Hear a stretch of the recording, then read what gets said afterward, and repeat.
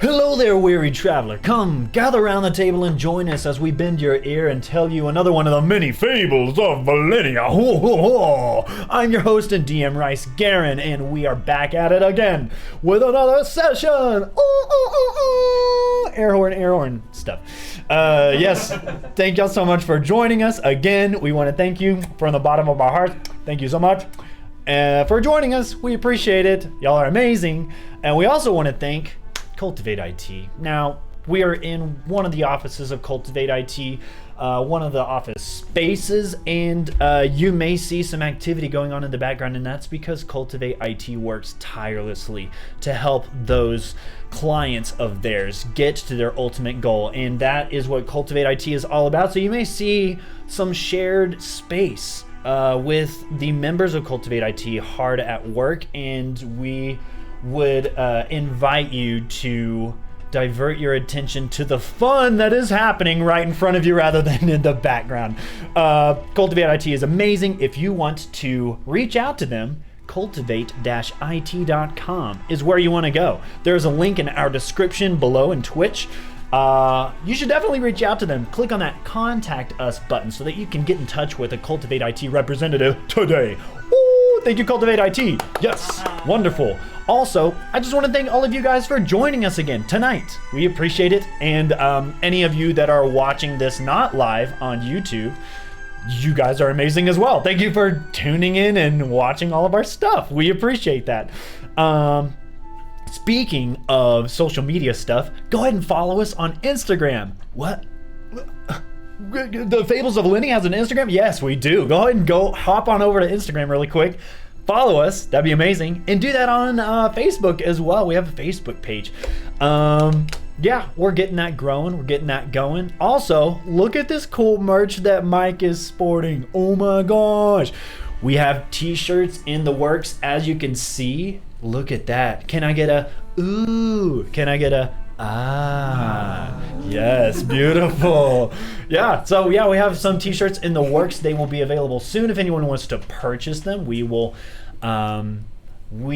get that going. But yeah, I'm trying to think of, oh yeah, also want to thank Tuna for this amazing haircut that I'm not showing you guys because I still don't know how to fashion my hair. So yeah, thanks Tuna. The unofficial sponsor of Tuna. Just throwing that rep out there. I've been there too. Yeah, Tuna-Up's great. Yeah. And mine in it, right? Yeah, see, look at that. We're just all wearing hats. So thanks, Tuna. Yeah, that's great. Anyone have any other announcements before we dive in? Anything at all? Anything on your minds? Let's do this. Yeah. Let's go. Oh my gosh. Right now. Okay. Start the game. Okay, let's go. So, let's recap what happened last session, shall we? With Zara trying to warn the guards of Rorathel that forces of evil were approaching.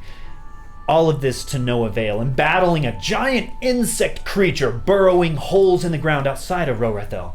The team found her safe inside of the Wilted Cabbage Inn outside of the city gates, as the workers there at the Wilted Cabbage Inn kept Zara safe within them until most of the activity in the city had subsided. Meeting with the group again, they all traveled west to the Highland Gate, the entrance to Passerine's Pass, a massive chasm right down the middle of a large mountain structure that separates the Highlands and the Vastlands.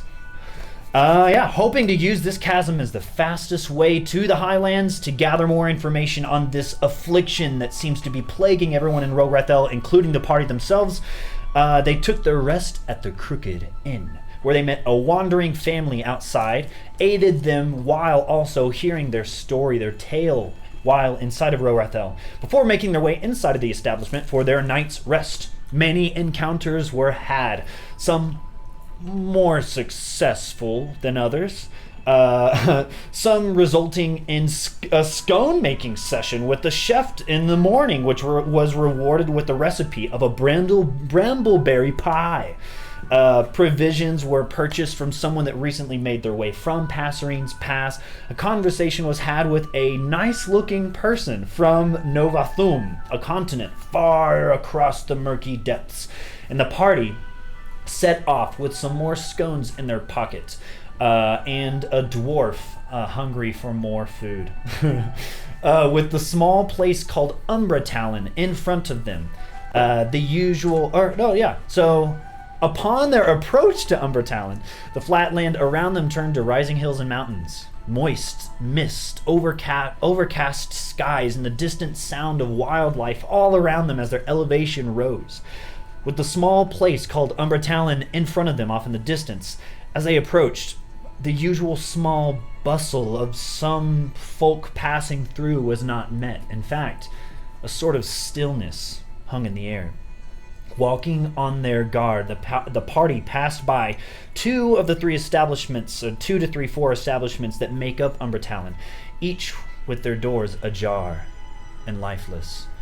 A scraping of stone on wood could be heard from inside, and peeking into the darkness, Landon caught the tail and massive hind legs of some blue-scaled beast with tendrils of purple spikes lining their back, their spine, letting off a soft purple glow. All of a sudden, purple eyes peeked over the edge of a bar, and Landon fought against his entire body hardening on itself. Looking away, he warned the party around him, "Don't look at it." Everyone, I want you to go ahead and roll initiative, folks. Yeah. Here we go! Alright, first dice. Let's go with this little buddy. Ooh, it worked. Okay. We're getting this thing started right. So, combat encounter. And everyone go ahead and roll for your animal companions as well. So go ahead and roll for Bonnet and go ahead and roll for Fox, if you wouldn't mind.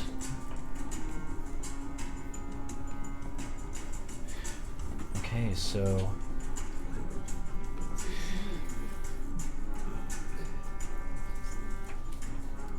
And initiative is just plus your dex, right? It is.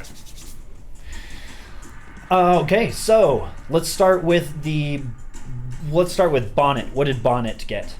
4. A 4. Okay. Let's go with Fox. What did Fox get? 16. Okay. Coda? 17. 17. Landon? 22. 22. What an initiative count. Montley? 20. 20 on the dot. Yeah. Munin? Lucky number 13. Lucky number 13. It's my lucky number too. And Oren? 17. 17. And Zara? 20. 20. Well done. With that, Landon backing away, telling everyone to cover their eyes. He is spurned into combat. Landon, you are first up. Montley, you are on deck. Landon, what would you like to do? So what do I see right now? You see the... Are we on the map right now? Yes, you, actually you're not. Let me pull you in. I'm also not on the map. Here we go. I'll pull everyone, center everyone on it. Does everyone have sight? Yes. Oh wait, hold on. Oop. Let me do something really quick. We're having some technical difficulties, folks. Here, close this.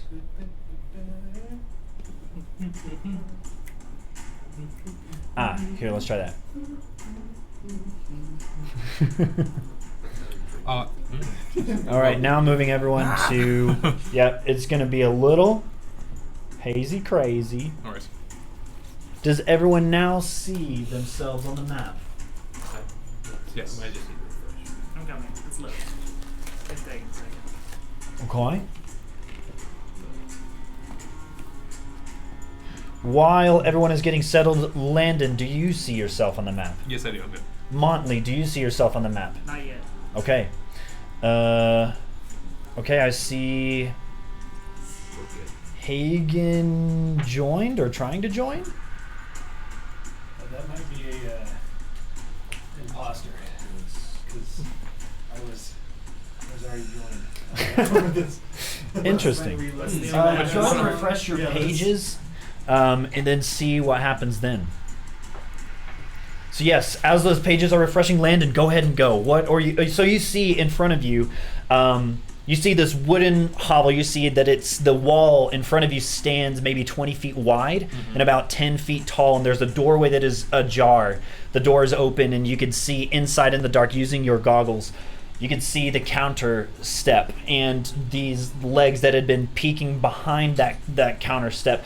And you see two claws, two mandibles that have pulled themselves up to reveal a head. And there's this huge gaping teeth, sharp jagged teeth that are looking at you from above those piercing purple eyes. And you've looked away right before that happened. You are now looking at the ground, but that is what you recall in your mind's eye. Can I say to where as soon as I looked down, as soon as I saw what was happening and I felt that, that's whenever I could reach up and shoot, or is this after that?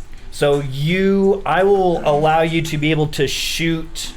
Are you wanting to make that shot as you are looking and then the look away is the not shooting? Yeah, pretty much, yes, exactly. Sweet, so yes. It would have been like a reactor kind of thing. I'll allow that. Okay, I'll allow that. Cool. So go ahead and roll for attack. This creature is going to have +2 to AC because of its cover that it has. Okay, I'm going to use... How far away am I? You are 30 feet? about 25 feet. There is a measuring tool. It's Okay. the second button on the top left-hand side. Okay. Got it. Okay, I'm going to go ahead and shoot with Clyde. Okay. I'm going to have both Bonnie and Clyde out, but I'm going to shoot with Clyde first. I'm going to go ahead and I'm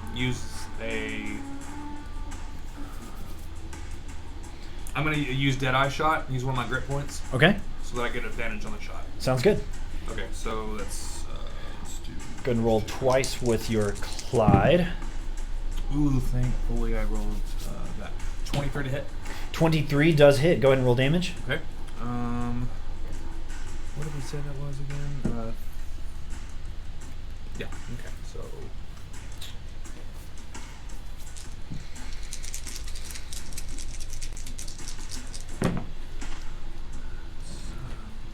plus 3 is 17 points of damage. 17 points of damage. That quick draw using Clyde, you can start to feel the effects of paralysis enter through your eyes, and you pull and shoot, releasing that huge blast. Or everyone around you, it is a large, sudden snapping noise, and it just cracks around you. And the beast, you could see, is pushed back almost over that counter edge as it takes that full 17 points of damage. Yeah? Mm-hmm. All right. Yep. What would you like to do the remainder of your turn? Second shot, I'm going to bring Bonnie up. I'm Okay. going to do the same thing. I'm just going to roll. I'm not going to spend a grit point, so I'll just roll for it. All right. Go ahead and roll. That's not good. 15 to hit. It does hit, just barely. Nice. Okay, cool. Then that is a... And to reload, it's one action. Right? It is going to be one action for Okay. Clyde, yes. Gotcha. You have 6 shots for Bonnie. Right. That is 8 points of damage. 8 points of damage. As the creature is slumping over, you can still get a quick shot off at it, and it, you can see that it hits the top edge of one of its tendrils on its spine as it snaps off, taking that 10 points of damage. Okay. And I would like to move... How do I mark locations on here? You can move your token yourself, I believe, if you would like. Oh, so you cool. can click on your token and then Yep. move it. Okay, I'm gonna post up against the door right there, just kind of back against the wall, so I can Gotcha. like, lean around and shoot whenever I'm ready. Perfect. You do so, and you rush over to the edge of the house and place your back up against it. Motley, it is your turn. What would you like to do? You just saw, you heard Landon scream out, "Don't look!" as he shot 2 shots into this cavernway, and you could see as he puts his back up against the door frame behind the goggle lenses that he has. There's dried, cracked skin that extends out from his eyes. Looking at that tree back there, how does it look climbing ability? Looking at it, being a goblin, you would be able. It'd be a pretty easy feat to scale it. You would have to roll to be able to do that successfully, but it looks to be pretty Would you easy. do a roll as an action or as a bonus action? It would be just a free action. Just free just action? just to climb Okay, it. I want to try to climb the tree. Okay. Well, actually, I'm going to cast mage armor on myself Okay. first. and You then do I'm so. gonna- That leather armor just that leather slacks against your skin, thins out, and then that arcane bubble silhouetted on your body just as you're going toward the tree. And then I'm going to monkey climb my way up the tree. All right, go ahead and roll for a athletics check. I think it should be performance since he said like a monkey. 17. You succeed. You are scaling the tree. You can see the different bits of branches that you're able to climb onto, using the footing to grab some handling up above you, pull yourself high. You get, for your climbing speed, you can get up to about 10 feet. The entire tree itself stands maybe 30 or 20 to 25 feet tall. Okay, I just want to get up above where I can get like a good Vantage point down. Yeah. So yeah, you can do so successfully, and you do get that vantage point. Is there anything else you want to do on your turn? That's it. All right, it is now Zara's turn. Can I use Thunder Wave? So right now, Zara, you are further back where you're not able to see inside currently. So all you can see is just that Landon has shot twice inside of this doorway and has put his back up against the door as Motley just quickly, it almost seems as if Motley is scurrying away, but he places that armor on him and climbs up that tree. What would you like to do seeing all of this happening in front of you? Coda, you are on deck. So can I not use any spells? You can use spells that thunder. Or what was it that you're wanting to use? Thunderclap? Thunderclap would have to be. You'd have to be close to a bad guy in order for it to do any kind of damage. Can I move somewhere and use a spell? You sure can. So you want to move your character to have sight on the enemy. Is that correct? So I can use an ice knife. So you can use Ice Knife? Okay. So you do so. You move directly towards the west. About here. So is whenever you're able to get sight of this this creature, and you can see that it is now peeking behind this counter space. And as you catch sight of it, its vision catches you as well. I need you to roll a Constitution saving throw.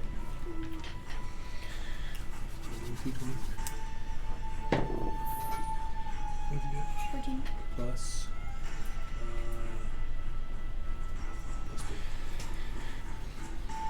17.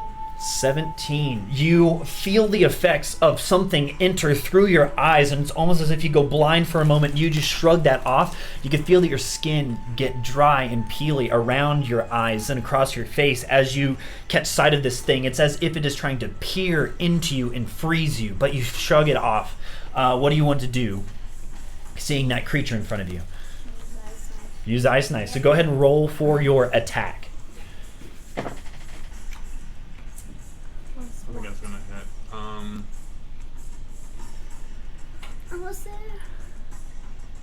Which level are you doing it at? I'm doing it level 3. 3. So you add plus 7 to that. I'm gonna go ahead and cast it for you.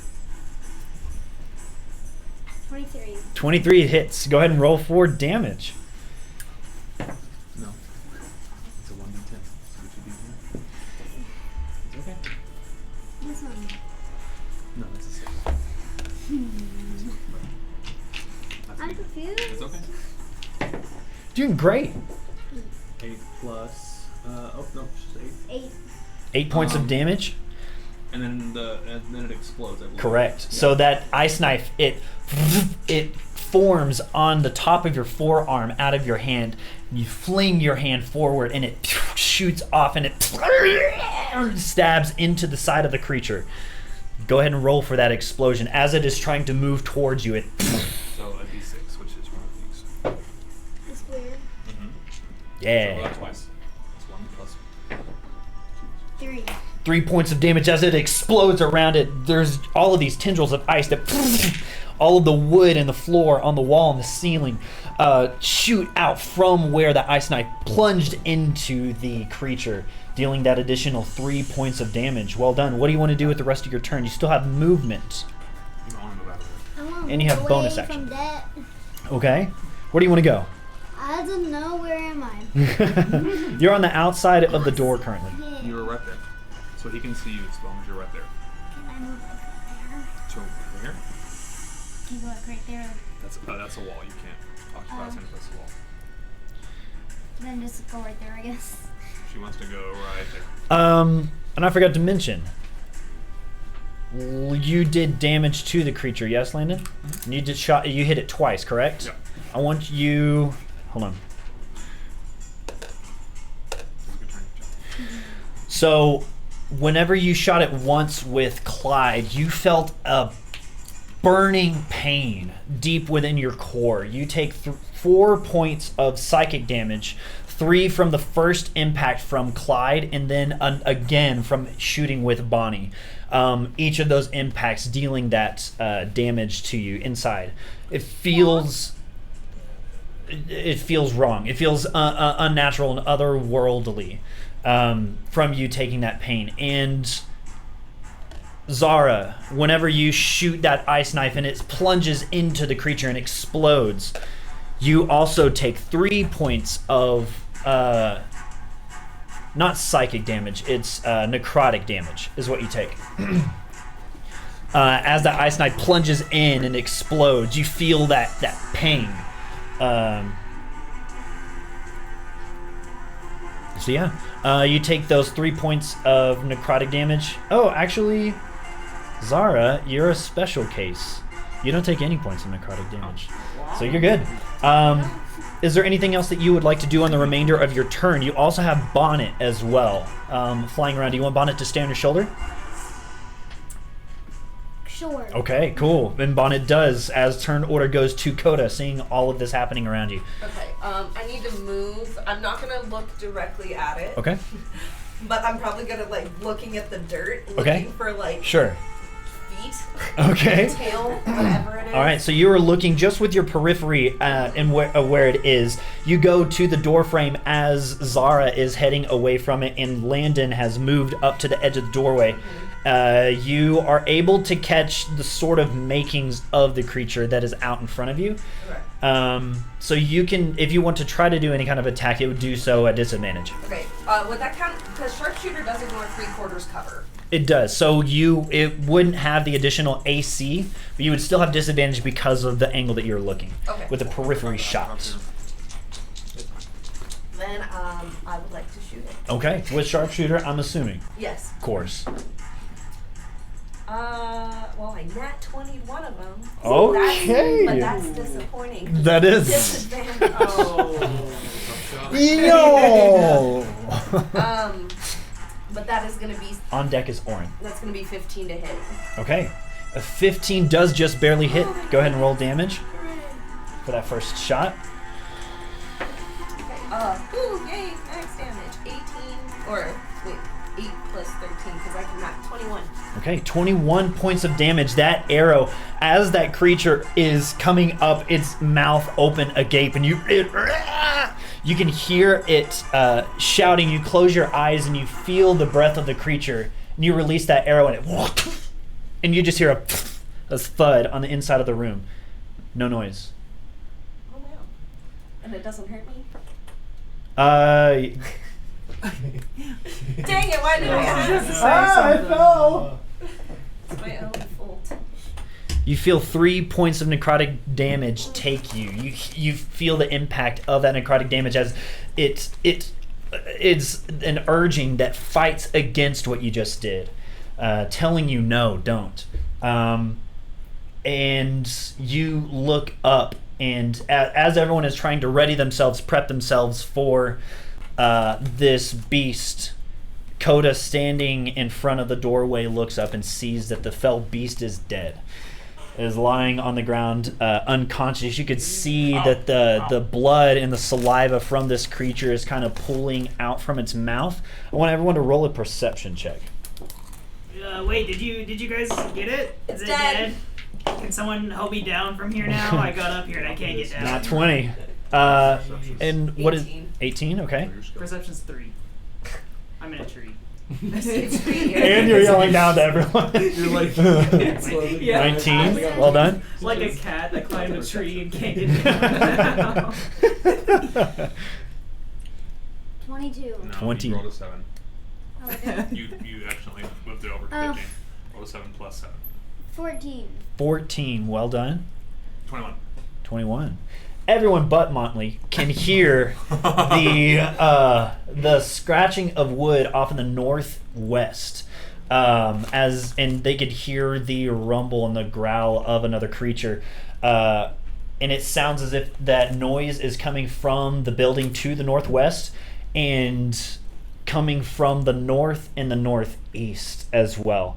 It appears as though there are 3 of these similar beasts that are approaching everyone great. currently. Everyone is continuing with the same initiative order count, but actually we're going to roll new initiative order with this being a new round of new initiative combat. So everyone go ahead and give me your new initiative rolls. But you 11. get 1. 11. Good to know. Roll for your pet too. 24. 24. 12 for my pet. Okay. 12 for me. Okay. Well, y'all are gonna have to duke it out. We haven't actually decided on how we want to do this. Is it Dex? Higher Dex Dex? goes- Yeah, like typically that's what we do, standard rule. If y'all want to try to roll it out again, beyond that you can. If you want to just keep it standard dex, higher always wins, we can do that. What do y'all want to do? I'm cool either way with that one. Sweet. We'll just do dex. The higher dex goes first. Okay, so And I rolled a 13 for me and a 18 for Fox. perfect. Here, I'm going to ask for all of those numbers again. But I appreciate all of them. It's not an Italian. The show. Okay. It's going to be...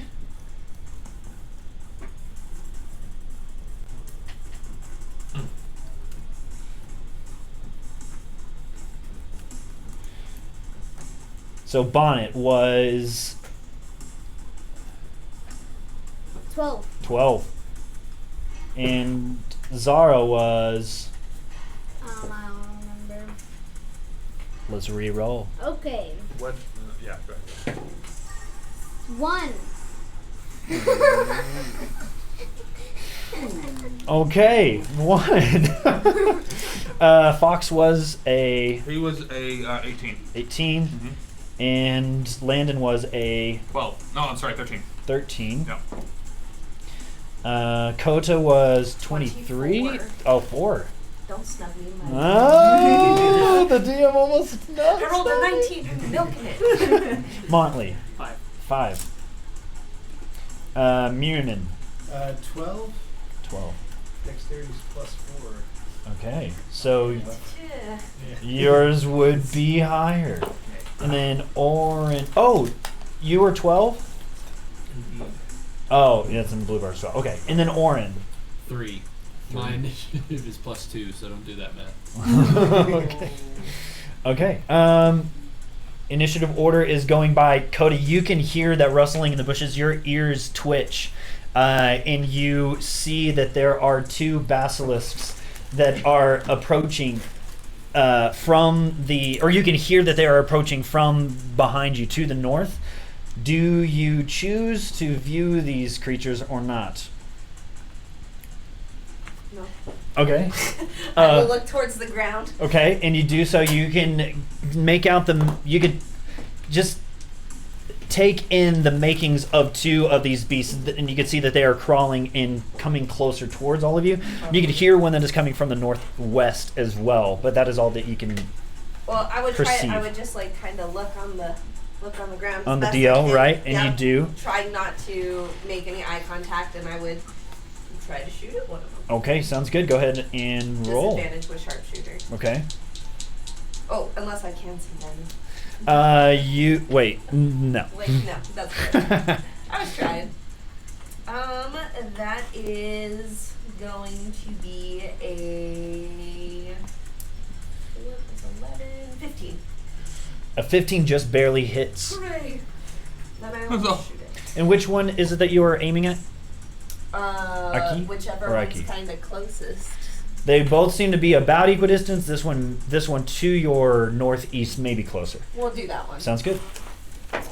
And that is going to be 17 damage. 17 points of damage as your arrow, again, just feeling the movement of the air and hearing that creature claw at the wet earth beneath you, and you hear a pained screech howling into the air, dealing that damage. Well done. What do you want to do the rest of your turn? I would like to shoot it again. Okay. Aim. Sharpshooter. Yes, disadvantage. I really don't think a 6 is gonna hit. That second attack, as you are knocking your long arrow and your longbow, that you try to gain the sense of it. You can see that it in your periphery. It is writhing around. You let loose that arrow, and you hear that it just lands very far beyond the creature. Just in your periphery. What do you want to do the rest of your turn? You have movement. I'm going to use a superiority die to snipe it. Okay. So I get to just make another ranged attack. Yep. Go ahead and do it. Ooh, that one's good. That's going to be a dirty 20. This will be typically with disadvantage. Yeah, dirty 20 with disadvantage. Okay, I well rolled a nat done. 20 on one. Nice. Second wasted nat 20. No, but right? it's fine. Go ahead and roll damage. And that is going to be 19 points of damage. Okay, and that that third arrow, as you are hearing that second one whiff, you readjust your trajectory, let loose, and that arrow lands in the side of that creature again, dealing a massive bit of damage, and it is letting out a cried pain. You could sense that the other creatures are reacting to the attack, both of these attacks to this creature. For Montley, since you are the only one that was that did not succeed in the perception of these creatures, this will be a surprise round, but it's going to feel like an actual full round of combat. But this is going to be the surprise round with everyone not surprised except yourself. What's going on, guys? It's really caught me by surprise. As he is yelling out all of these things, hearing this, not even hearing the screech of this clawed, scaled, eight-legged creature to his north, completely oblivious, the creature comes into view for everyone. 1, 2, 3, 4, 5, 6. So with that, Landon, I want you to roll for Fox a wisdom saving throw to see if Fox looks at the basilisk or not. A wisdom saving throw. I'm looking to see if I get any kind of advantage on that. I don't think I do. Okay. Nobody talks about how dangerous it is to have No. Honestly. No. Advantage on wisdom checks that rely on hearing or smell. Wait, Mhm. so that's Sight. that's perception. Never mind. Okay, just a d20. That's the one. Oh, nervous. Come on, buddy. 13. Fox looks up, looking at this clawed creature as it is digging towards the earth. It catches eyes with Fox. I want you to go ahead and roll a Constitution saving throw for Fox. No. Oh, buddy. Rock dog. Oh, buddy. What the dog doing? Natural 20. Fox, you hear as Fox yelps buddy. in some sort of pain. You can see that in just your periphery, you see Fox's head turn towards the side, and his blue, frosty, glowing blue eyes close and shake towards the ground. And you can see that Fox is sort of like stepping back within their 5-foot square area that is around them. Fox goes against the gaze. This creature descends on Fox and is going to attack it. With Fox looking away, the creature does have advantage on him. Nobody. What is Fox's? This is an 18 against Fox's AC. So he has 16. So it hits. It's Yeah. going to do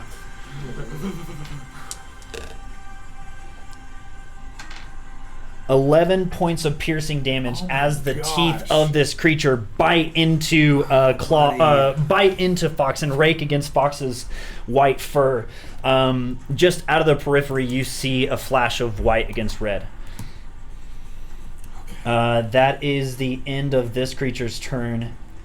There is another creature that is coming out. It is 1, 2, 3, 4, 5, 8, 9, 10. It is making a dash towards both Munin and Zara. It is standing in this periphery. It is only dashing straight towards all of you. I want all of you to make a wisdom saving throw. Munin and Zara. A wisdom saving throw to see if that the onset, the rushing forward does not pull your eyes up. 21. Success. Girl. You hold Good your job, Munin. vigor. It's my I turn. have 20. You got a 20. Well done. 5. Oh. A 5? Yeah. You hear the rushing forward of this creature coming up. I want you to go ahead and roll a Constitution saving throw as that creature meets your gaze. You see that it's Natural 20. okay, and you succeed against it. And with that vision you catch, you kind of get a snapshot image of where everything is. As you pull your eyes down, you could feel your face cracking and drying. You could feel just openings in your skin from that dried skin. And you see as it catches your gaze, it doesn't have that purple vision. It only has blue light that is coming from the basilisk's eyes. So that is the end of that turn. Do I need to roll for Fox too? No, you wouldn't need to roll for Fox. Just from the onset of these, Fox's attention is pulled towards the other basilisk. Gotcha. Okay. And with that, the turn order goes to.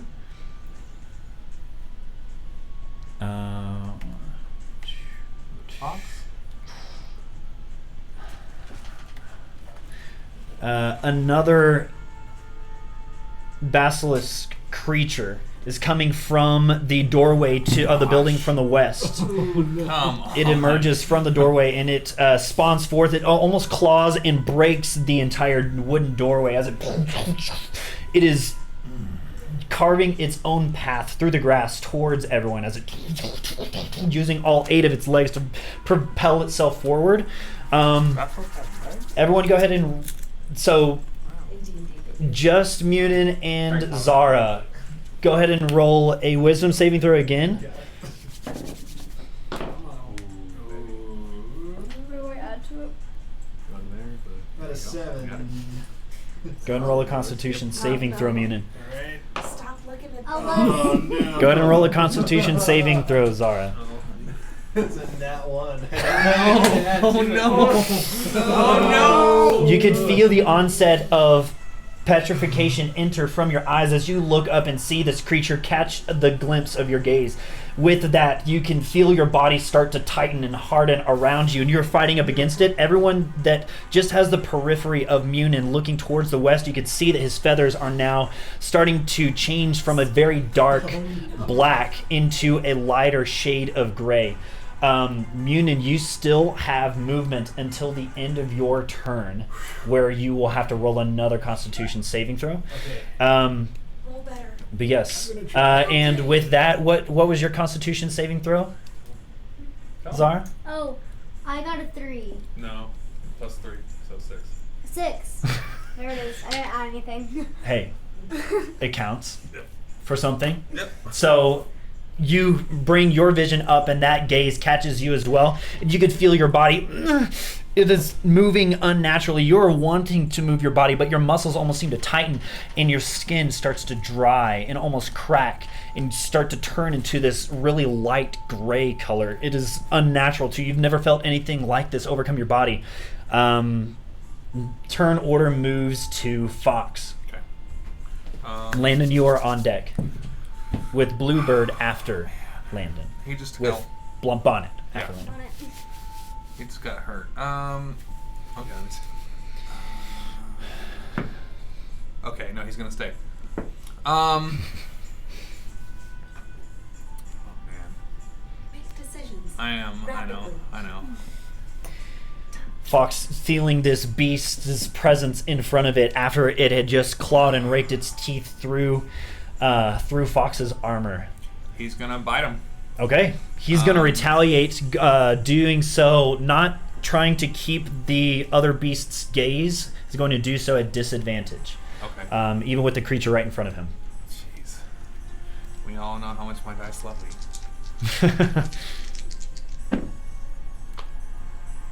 Terrible. 14 to hit.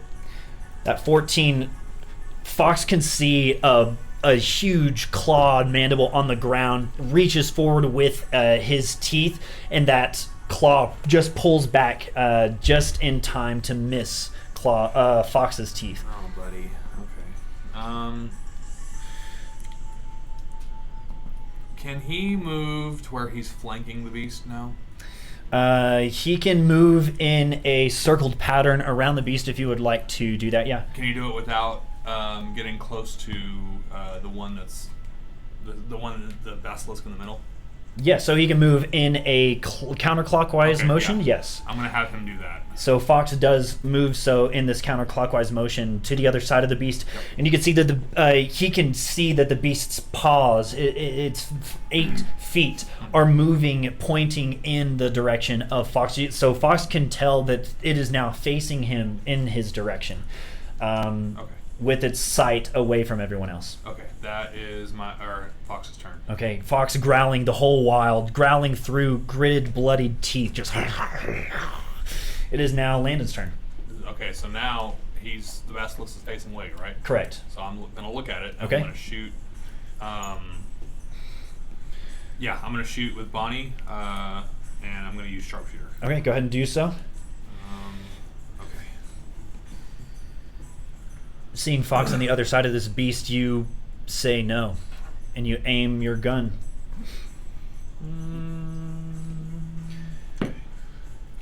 11. With just the periphery, everyone seeing Landon raise his sharpshooter, your gaze is not as it once was. Fighting the effects 2 times of that petrification, it just arcs above the creature. Okay. What do you want to do for your second attack? Shoot again. Okay, with go ahead and do it. Sharpshooter again. Sharpshooter again. It's better. Let's hold on. 16 to hit. A 16 does hit. Okay. And I add 10 to that for sharpshooter, right? Yes. Okay. You feel the recoil of that first shot, and as you're bringing your gun down again, that recoil down helps you with your aim. 23 points of damage. 23 points of damage. As it hits that creature, you can tell that it makes its mark. There's a large pain, just like, and everyone hears a loud thud. Motley, you can feel that loud thud shake the tree from underneath you. Leaves fall to the ground at the corpse of this beast as the spine is just completely smashed in half, and it falls down on the ground, its corpse down in front of Fox. You can see that Fox is still growling at the beast as if it is still alive. Oh, But it's it dead. is felled, yes. Oh, awesome. Okay. That changes what I was going to do then. Cool. You're just going to hear Landon shout Fox to make sure he's okay, and then he's going to turn his attention to the middle basilisk, and I'm going to use an action surge. Okay. You do so. With that, Fox looks up, and you can see that there is a yes. What do you need? With that, you can tell that he is doing okay. Like I'm calling him. I'm doing that to call him to me. To you, gotcha. So on his next turn, that's what he'll be doing. Right. Okay, so yeah, action surge. I'm going to shoot at middle basilisk again with Bonnie. Again, I'm going to use sharpshooter. Gotcha. Let's do this. Ooh, natural 20. Natural 20 does hit, yes. Okay. So then I'm gonna roll 2d10s. Whatever the making was inside of the bullet round, that projects itself out of the muzzle just cracks across the forest trees. 22 points of damage. It makes its mark and it hits the creature. You're doing so. That was with disadvantage. Are you looking at the creature? Man. If you did look at the creature, I'm going to ask you to look at him. I'm going to ask you to roll a Constitution saving throw. You'll still be able to get the attack off. Okay. Because I had completely forgot. That was just well, I have a backup plan. I just natural 20. Okay. If you want to. Okay, and with that, again, 3 times, you have withstood the effects with great success as you land that natural 20 hit. Does that, how much damage again? 22 points. 22 points of damage.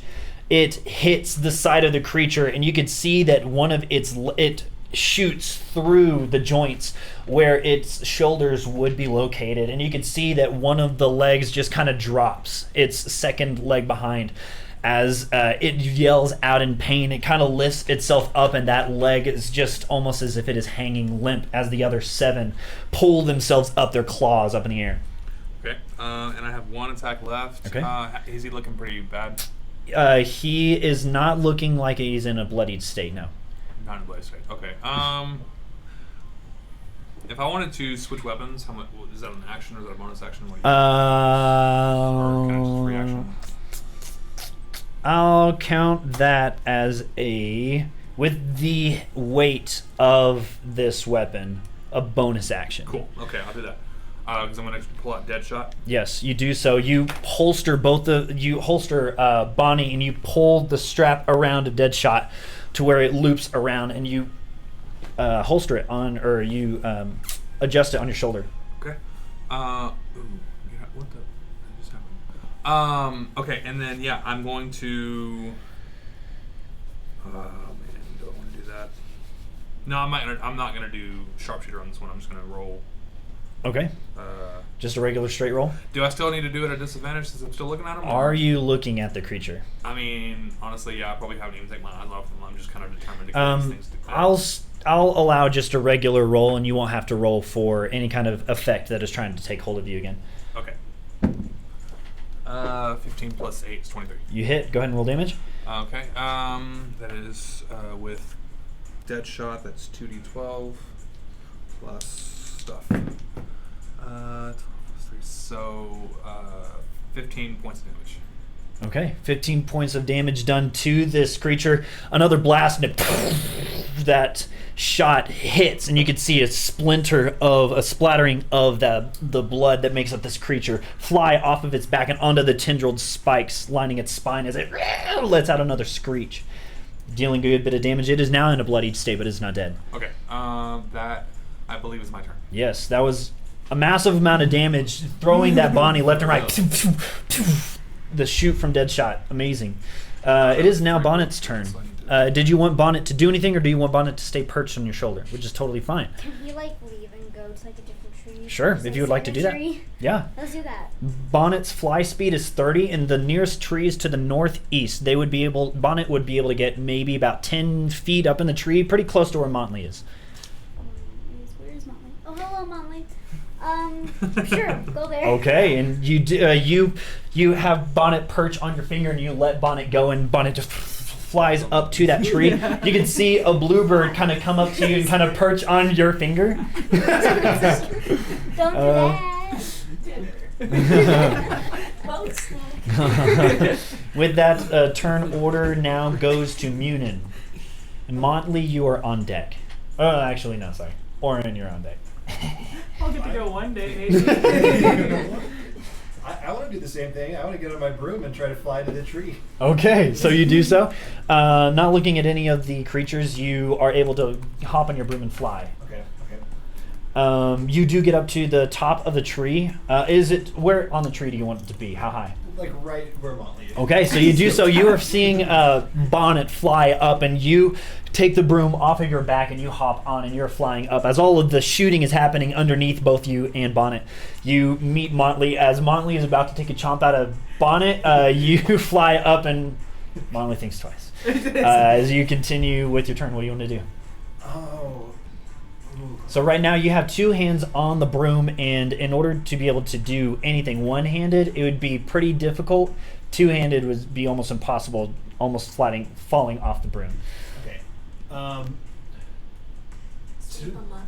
And I'll have to roll again after that. Another Constitution saving throw after this, right? If you look at the creature, yes. Okay. I want to get all the Motley and be like, do you want to hop on the broom? I got a plan, actually. Okay. I pull out the stone, and to you, the stone is just a stone.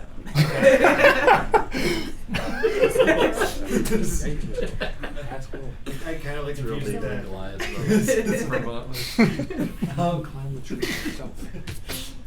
Oh. To take a shot at the creature, I will have to look at it? You don't have to. If you want to try to attack at it, would you just using your periphery? You could do so. It'd be at a disadvantage. Okay. In that case, I'm going to attempt that with the longbow. Okay, so you would have to stand on the tree itself, which you would be able to dismount onto a branch that gives you enough, that is able to hold your weight enough, and you aim at which creature? I'm going to go ahead and aim at the one. Let's see. If you hold down the X button, your marker will pop up where your cursor is, and I can see it. Oh. How about right? Everyone do it now. Everyone, do it now! Whoa, what are all these? Closest. This one right here? Right Okay, there. sounds good. And it is in a bloody state after the huge crack of that dead shot from Landon. You can see that it is bloodied. Cool. Okay. So let's see.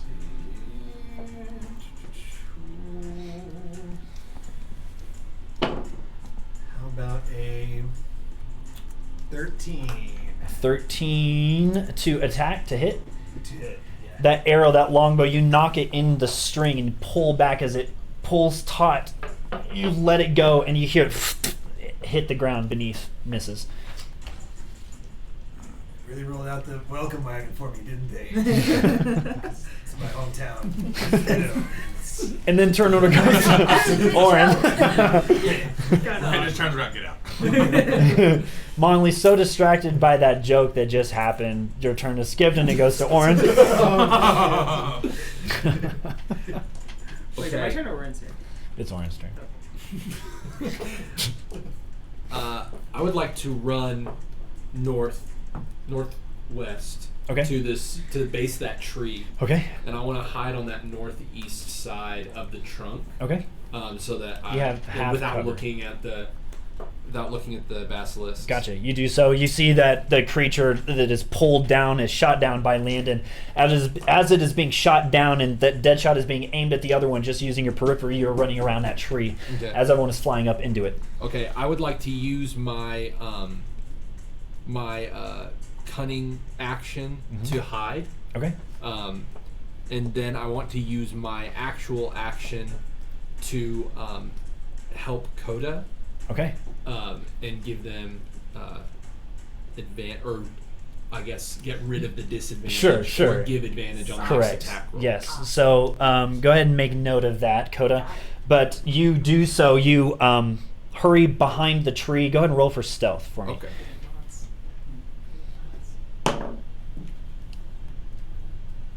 Stealth. That's going to be an 18. Okay. You are successfully, what appears to be successfully hidden from these creatures.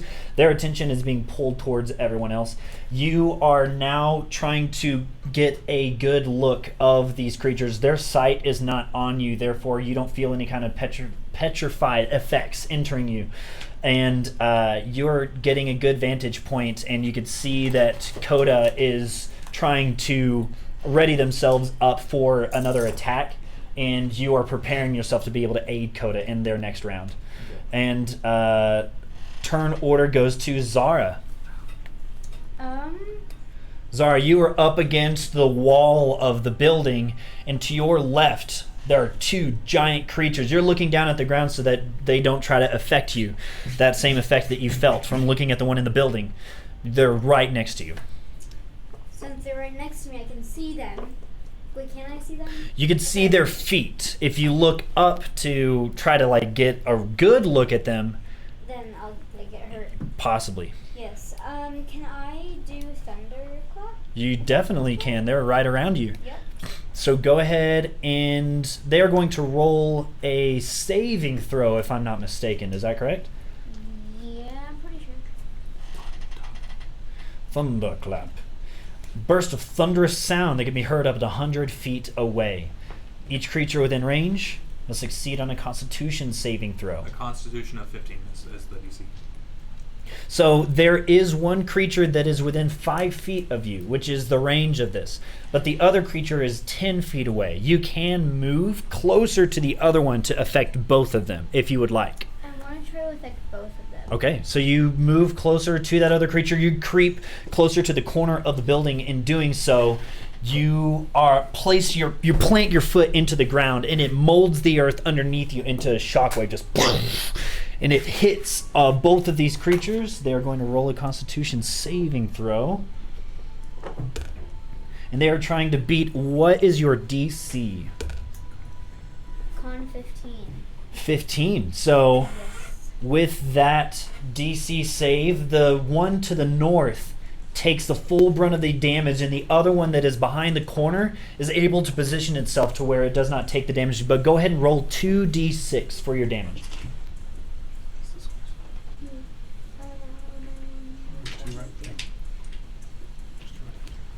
Aha, found them. Nice. 6. 6 total damage. Yes. That thunderwave just it lifts that creature up. Its feet fly out from underneath, and it slams its head up against the ground, dealing that 6 thunder damage. It is looking very bloodied. You could see that there are 2 or 3 different teeth that fly out of its mouth down onto your feet. But the thunderous blast, as it falls to your feet, continues to move those teeth away. Ew. Yeah, gross. Zara, that is the end of your turn. We are now moving into round 2. Coda, you are up. What's that? Okay. Fox so the will be one I after was the NPCs. previously shooting at, is it still up? The one that you were shooting at that was to the north at the base of the trees, correct? Okay. Yeah. That one is dead. Landon Okay, cool. killed that thing. So I guess I would shoot Good. the one near. Is the one near Fox still up? The one that is near Fox is not up anymore. Which The one to your west. There are 2 that are to your west, and Zara is right next to both of them. Oh, buddy. Okay. I would shoot one of them. Okay, there is a bloodied one to the north of Zara, and then there is a one that is not damaged at all to the west I'll of do Zara. the one that's not damaged at all. All right, not damaged at all. Go ahead and roll to hit. And it's just normal. Yeah, normal. It is- Not Normal, disadvantage. just not disadvantage. It is not a disadvantage because you, as you are aiming at the direction of those beasts, you hear a call out from Orin to move the trajectory of your aim in a better vantage point. Yes, you do so. Thank you. Yes. With a thank you, you roll your attack. Okay. 19. Wow, there it is. Plus 4, so 23 to hit. You do hit. Go ahead and roll damage. Hitting the one of those around, and it has half cover too, being around the corner of the house, so that helped. 18 damage. 18 points of damage as it slams into the leg of the creature, and it stops the knee joint of it as it's trying to move it, and it snaps that arrow, and as it snaps, it lets out a pain cry, letting out that, doing a good bit of damage. Cool. Then I would attack again. Okay, same creature? Yes. Okay. This time there is no help. There's Right, but I have a trait that I forgot about. Okay. I have guiding. Yes. Subsequent attack rolls on the same creature get advantage. Yes, it does. And I forgot last time. Yeah. Now there I'm you go. using that. Okay. So it gets rid of disadvantage. Right. It is just a advantage shot, Straight or just regular straight roll. Yep. Okay. That is going to be 17 to hit. It does hit, just barely. Go ahead and yes, it does just barely I hit. was using sharpshooter. Yeah. So, okay. I was thinking of the increased AC for it being half cover, but you. Oh yeah, it doesn't matter. Sharpshooter. Okay. 16 damage. 16 damage is dealt to this beast. Blood splatters from the arrow moving through its body. It shoots out through the other end, and the splattering of the blood of the creature on the dirt path below. The ichor that comes from its mouth splattering onto that dirt ground as well as it squeals out in pain. What do you want to do the rest of your turn? I want to action surge. Okay. Attack it And again. keep this gravy train rolling. Yeah. And so I still have guiding, so it's Okay. still just straight rolls. All right. This makes me happy. That is 16 to hit. 16 to hit does. And that is going to be 20 damage. Does hit. How do you want to do that? Murder. Through its mouth. Because why not? Okay. Screeches out another.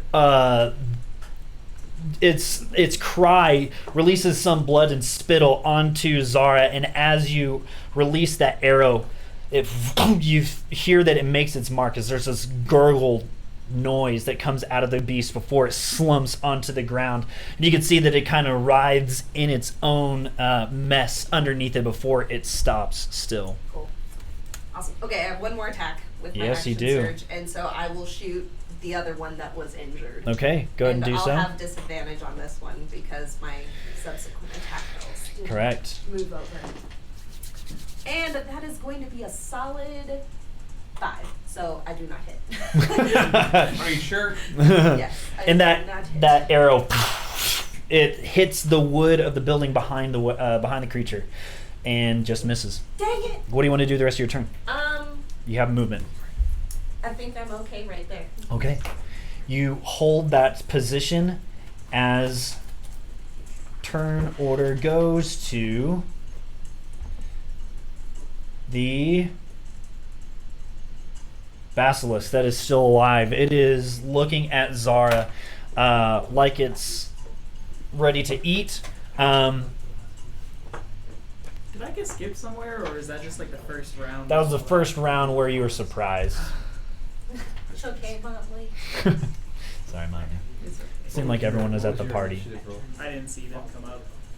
So you Oh, guys but got the you're still in the surprises. order though, aren't you? Yeah, I'm at the very end. Yeah, I think you were right before me. Yeah. So with that, the creature is going to attack at Zara. And Zara, you could hear that the beast is like just panting in front of you, and it opens up its mouth, and you can feel the heat, the mist out of the creature's mouth. You move out of the way just in time as its teeth slam into the wood side of the building, and it pulls the corner of the building away. But you just narrowly dodge out of the way of the creature. It is now Fox's turn. Okay. Actually, this creature, before the end of its turn, it is going to move. Oh no. Oh, back. Oh, do you get off? You can see that it is moving towards the doorway of the entrance of this building towards the west. Does And Zara it get is- an opportunity attack since she was? Zara, if she would like to do an opportunity attack, she can. It would be a disadvantage. Can I just move somewhere? No, what's that? You wouldn't be able to move. It would It's a only be reaction. to 'Cause attack. he moved away from you. He was in your melee range, so you get to attack him if you want to. But I don't know if you can do a spell. Can you? I'm not sure. Not unless it's his if reaction. correct. Right. So I think you have to be a warcaster to be able to do that. Yeah. I is not. Let me see. You can do it on a star. Or you have a dagger. Sure, let's do that. Okay. Why not? Okay, and you go ahead and swing with disadvantage with your dagger. It's going to be a D20, Plus, the big one with all the sides. Yes. Okay, roll again. Okay, it's a take the 10. So 10 plus what? 13.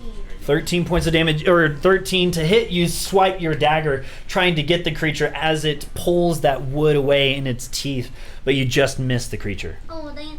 Oh, dang. And it is now Fox's turn. Yeah, it is. Is there anybody that's hurt right now? You could see that. How you doing, Munin? Yeah, it's. Are you rocky? A little rocky? It is Munin and Fox themselves. I believe. That's fine. Fox is gonna move over by me. Yes. You call him over, and he does so. And then as soon as he's there, he'll just kind of sit and like lay behind Landon. Okay. And then that's his turn. Gotcha. Okay. So he does so. Landon, it is your turn. Okay. Let's see how far this is real quick. First off, I'm gonna move to where I'm in, where I can see the other one. So I'm gonna move 10 feet up that way. Okay. And then I believe that I have, it's 45 feet away. Okay, so dead shot's out. I'm gonna drop that. I'm gonna pull Bonnie back out. Okay. How does he look? The creature that is running away, Mm-hmm. you can see that there is a trail of ichor it is leaving behind that is being produced from his body. Okay, I'm going to use and he's facing away from me, right? Mm-hmm. So yeah, I am going to be looking at him. And I'm going to use, sorry, wrong tab. I'm going to use a grip point Okay. to do Deadeye Shot again. And that gives me advantage on the roll. Okay. Sharpshooter. Go ahead and do that with advantage. Let me see something real quick.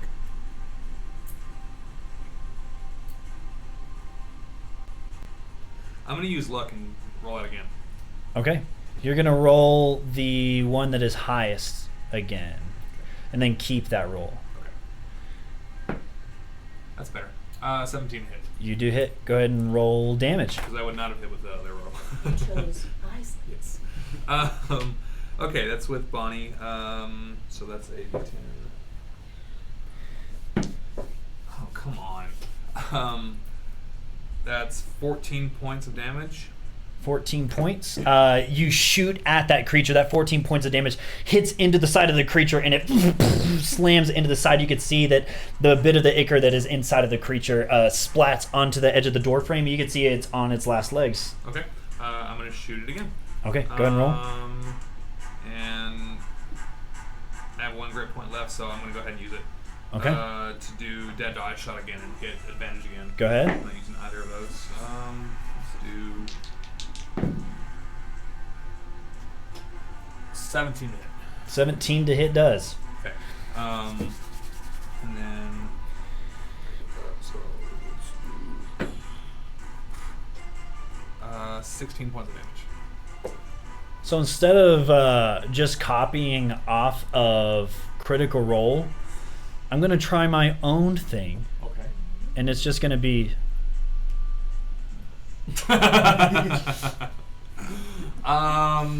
So I want it to be like he's running away, and he just levels his shot, takes the first shot, gets him, and he sees like he's limping, and he sees how close he is to death, I guess. And Okay. he's gonna just shoot out another leg out from underneath him, so it'll just like take the damage and then fall into the side of the building and fall over dead. Gotcha. You do so. That first shot almost crippling it, slamming it into the edge of the door frame. That creature trying to get itself back up, shooting the leg out from underneath it. It slams down onto the ground, and it tries to paw into the building. You can see that it is sort of army crawls itself into that building, leaving just the slightest trail in before you see that its leg releases all of its tension in that doorway. Cool. Okay. And then I'm going to go back and start checking on Fox and just start like checking him over and seeing if I can help. Okay. With that, everyone go ahead and make a perception check.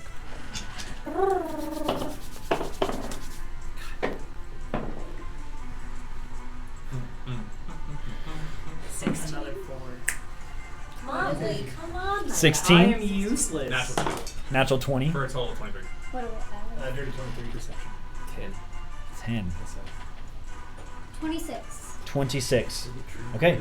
So as that last shot from the gun held in Landon's hand cracks through the forest air into the overcast foggy sky, You could hear the rippling water from the stream pouring into the lake to everyone's south.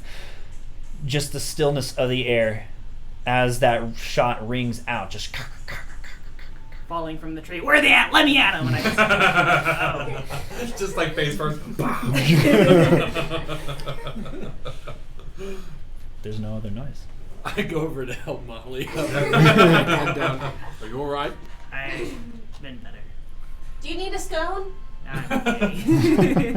I fly down by Motley and I say, that was pretty scary. I thought those things were gonna mortar me. Mortar. Like mortar. I like, get it. It's mortar. It's just not. Like stone. Someone help. Someone get me out of the situation. Orin tightens his backpack and says, "People, this is why we stay on the road. Why did we even come over here in the first place?" I think it was Landon's idea.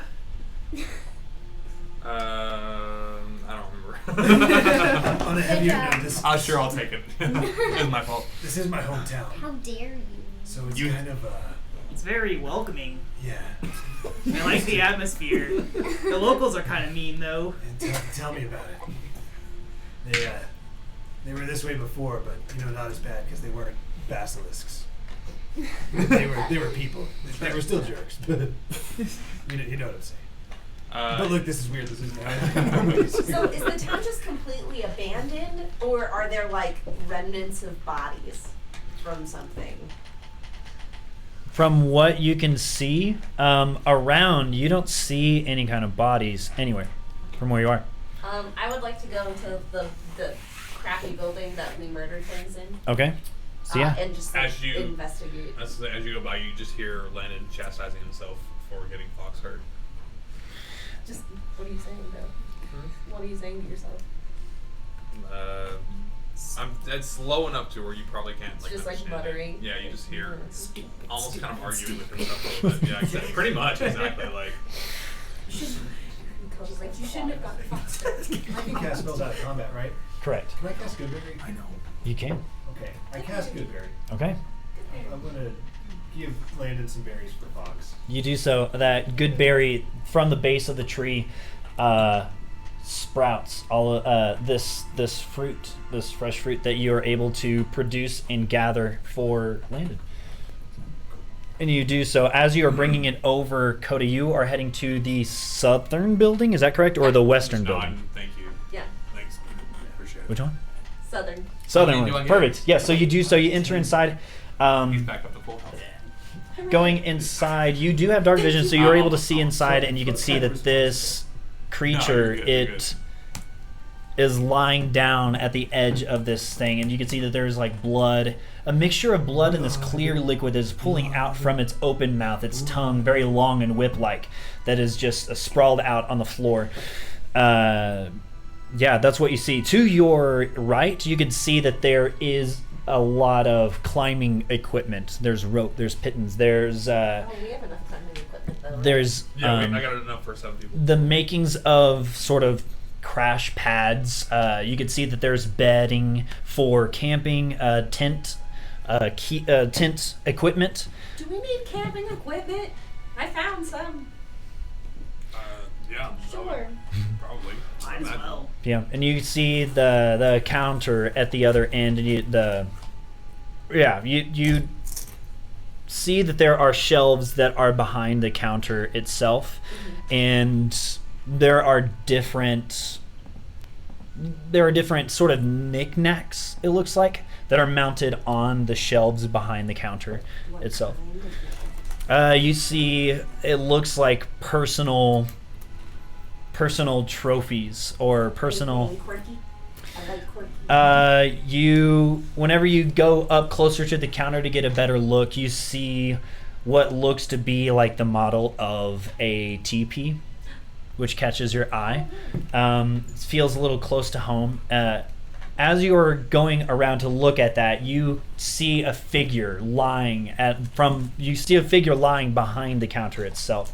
You look down and you see that it looks to be as if it's a perfectly carved statue made of stone. lying on the ground, and you could see that they are in a position where they are on their back, they're like on their side, and they're holding their hand out, and with the other hand close to them, they're holding something. Upon closer inspection, you could see it appears to be a vial of some kind of fluid. What did they look like? They have elven features, pointed ears, very fine features on their face.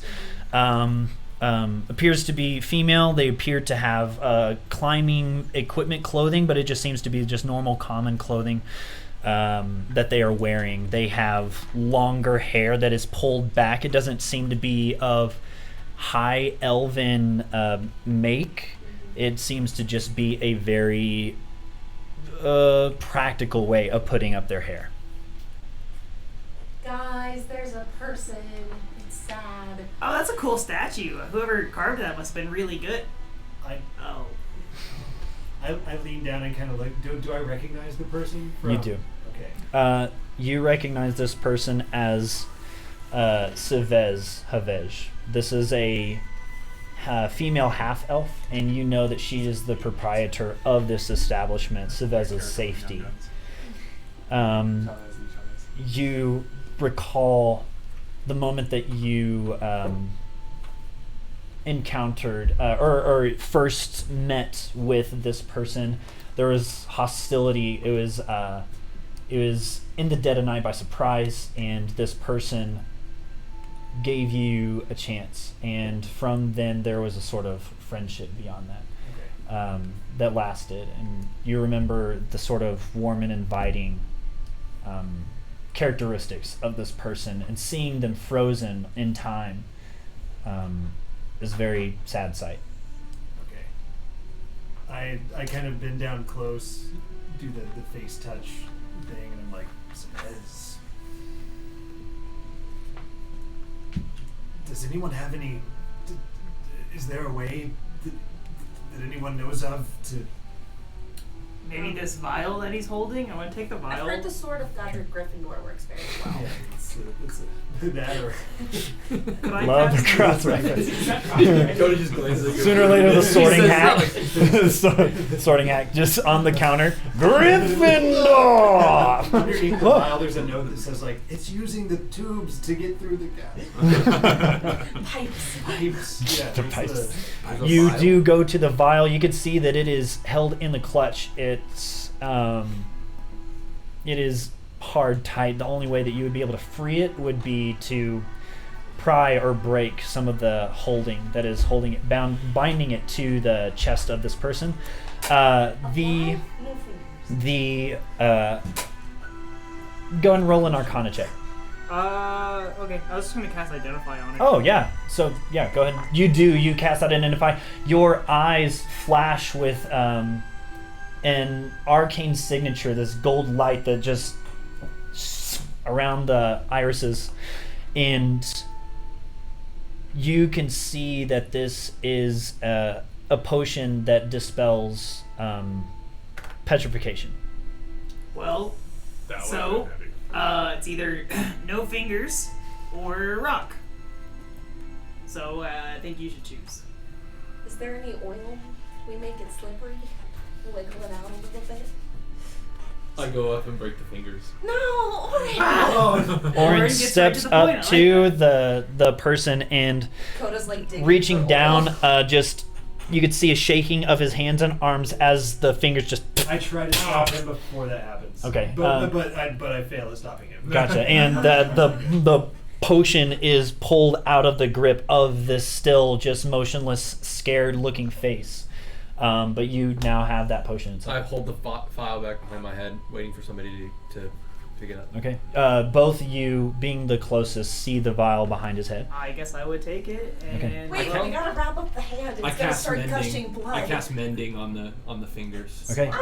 You reach down for the fingers that have broken off of the statue, and you hold them to, and with each one you mutter that incantation, and with that there's a, and it binds, and it binds again.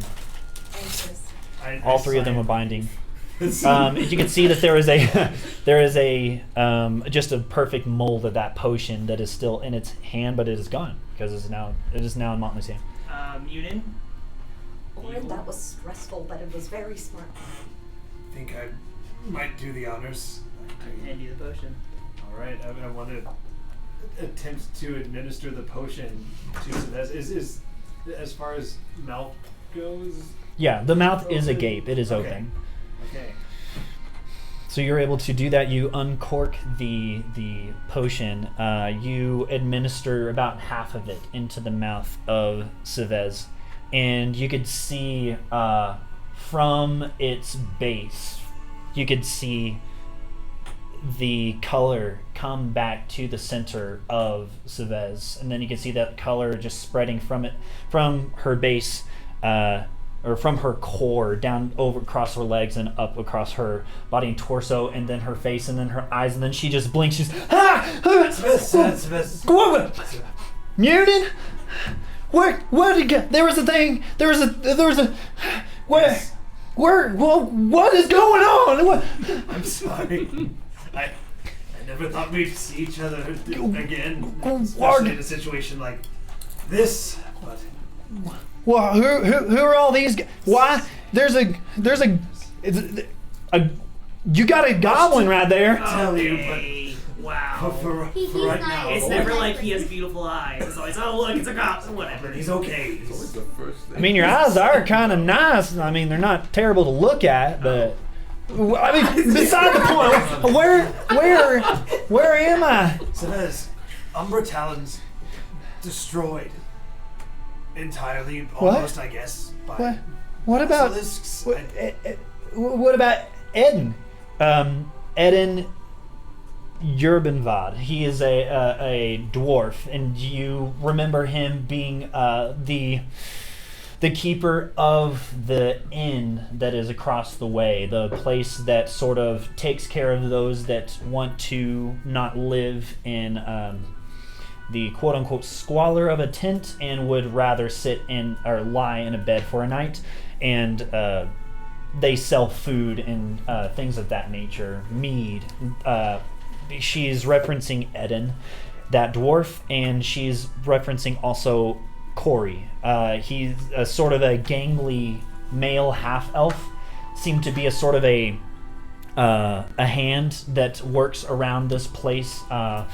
You know from Corey's history that Corey just decided to tag along with Savez from the Shifting Woods, and wanting a better life, decided to follow with Savez.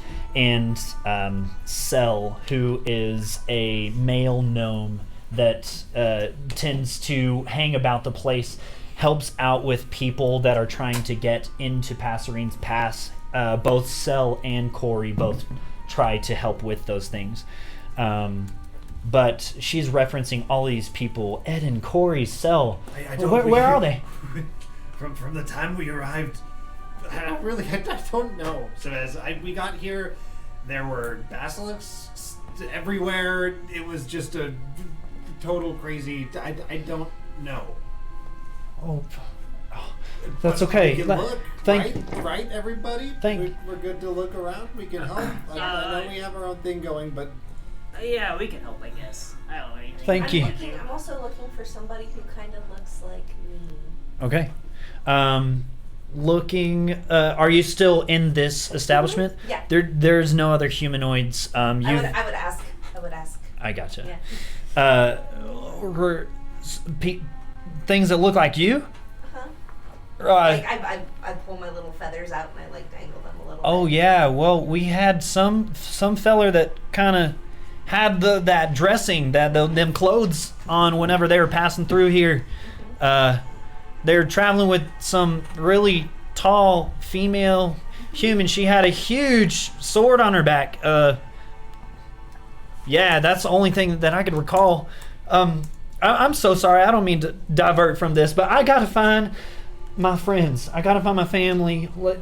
Do you think they're alive? And she's starting to make her way out of the exit. I need to find them. I follow Savez. Yeah, Okay. I would follow too. Okay, and she is sort of leading the way out onto the pasture. She's, oh my, And she's just looking at the dead bodies of these creatures.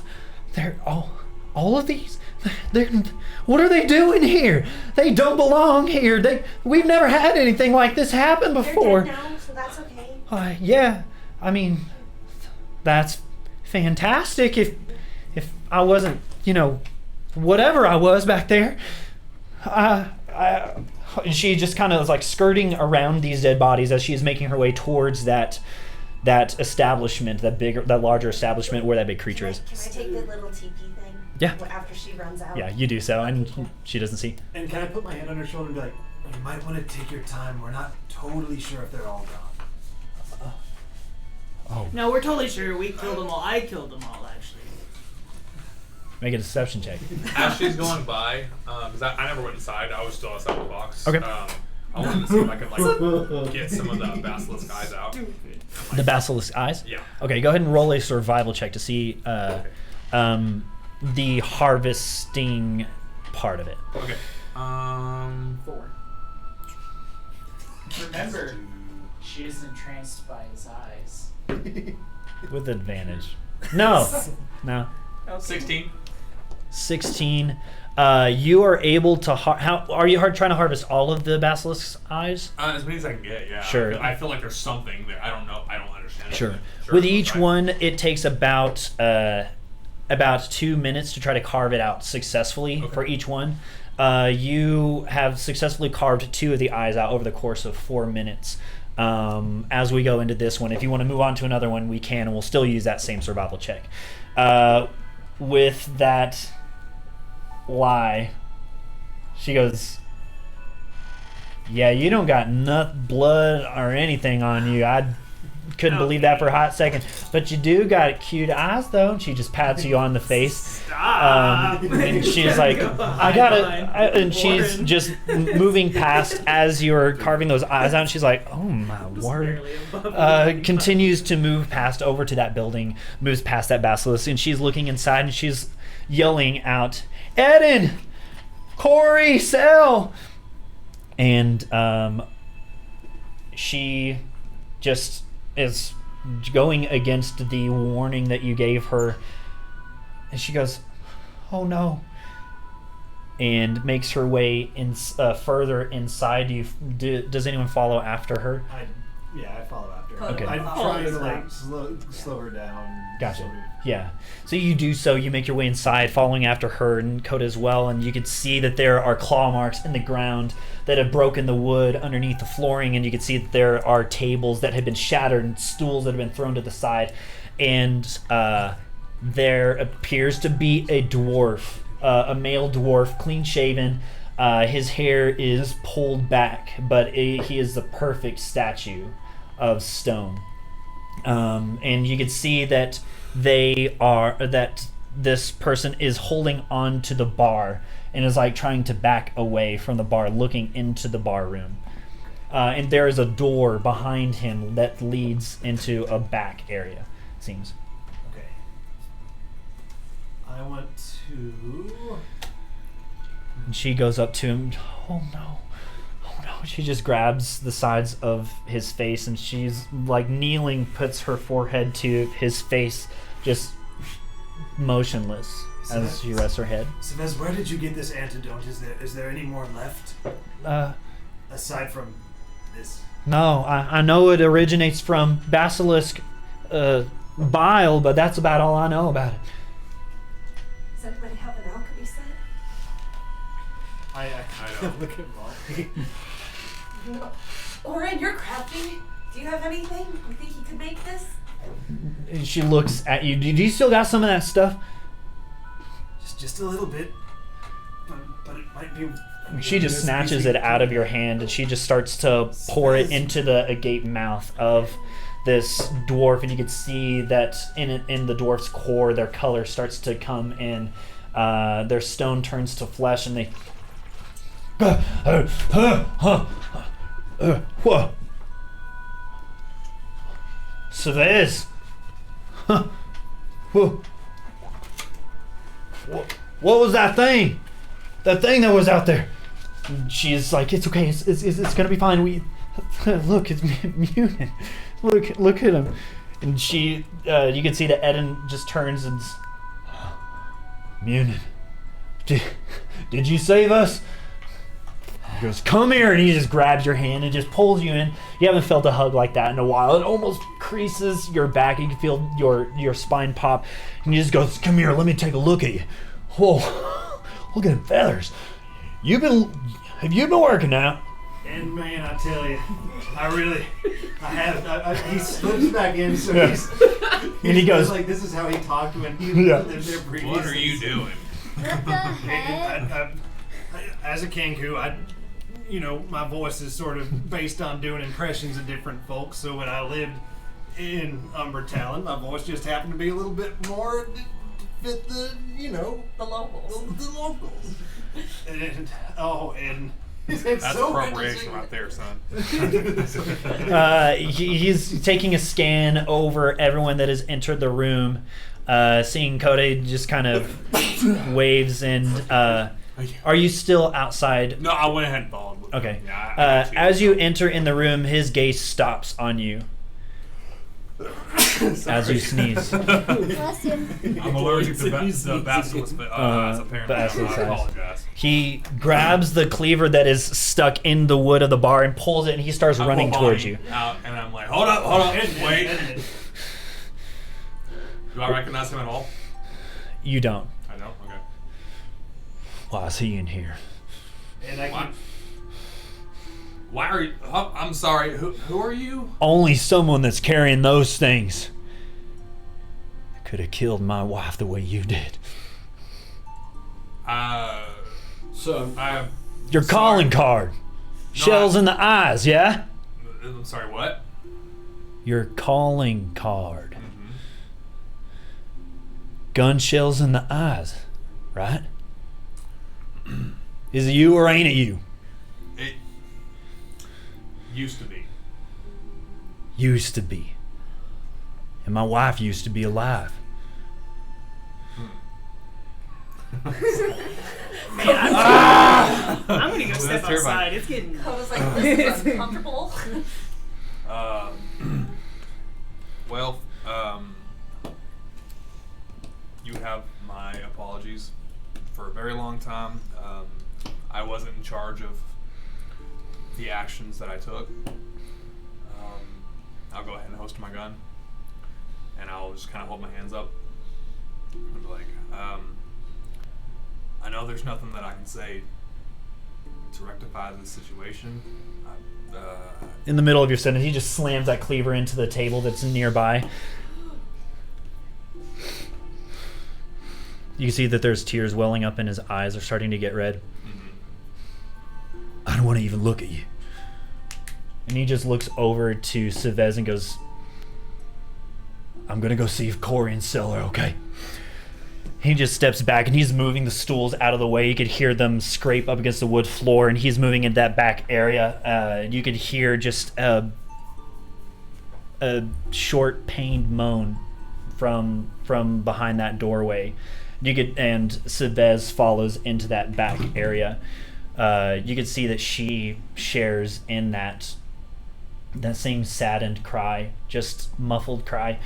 As any of you walk in there, you could see that Sel is on the ground. His gnomish form is like looking up at the creature, and you could see that Corey, the half-elf male, sort of gangly, you could see that part of their body has been eaten. They're still made of stone, but part of their body has been is gone, is missing. I don't suppose you can mending that. As soon as he left, Landon is out the door. Okay. I'm gonna follow Landon. Okay. You do so. Anyone else staying inside of the house? I'm staying inside. Okay. I'm leaving. Okay. You do so. Soccer. Coda stands uncomfortably in the middle of the room. Okay. You can see that they're both just trying to. Eden is trying to console Chavez in his arms. She just kind of dropped into her knees and into his chest, and he's just kind of just holding her there, just looking at the two of them, just in stone in the middle of this what appears to be a kitchen area. There's meat that is hanging, like sausage links. There's different kinds of pantry items that are strewn about, and some of them have been thrown down onto the floor. And there seems to be a dagger that is held in Corey, the half elf that part of him is missing. There's a dagger that is held in his hand as he is laying down on the ground, almost like looking as if he's staring at something up at the ceiling. They are both sort of consoling each other. As you all make your way outside, you see the dead bodies of the different corpses. What is it that you would like to do at this time? There's just the cloud. You can feel the slight drizzle of rain start to pour down. Just very light drizzle. You okay? Maybe we should get going. I don't know how much we can really do around here, and Landon's not too popular. Speaking of which, what was that? What happened? I like doing the As same you thing. walk up, you see he kind of hands something to Fox, and Fox kind of takes off around the corner.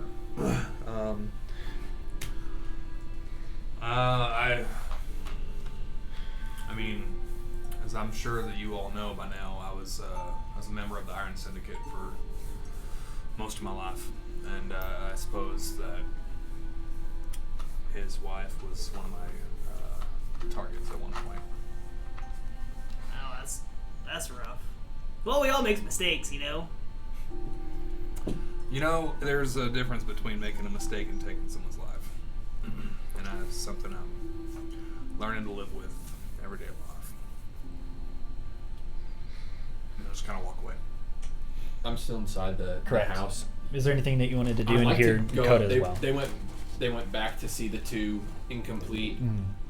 Can I make a check to see if my mending spell would be able to do anything for So, these? I know that it was stone. But yeah, for the go Well, ahead. after hearing what Landon said too, I kind of did like take a long look at him and nod, and then I'm gonna go back in too, Okay. unless that's happening at the same time. No, it's not. There's a brief pause for Orin and Coda waiting for them to feel some sort of resolve in their sorrow, and you join them inside after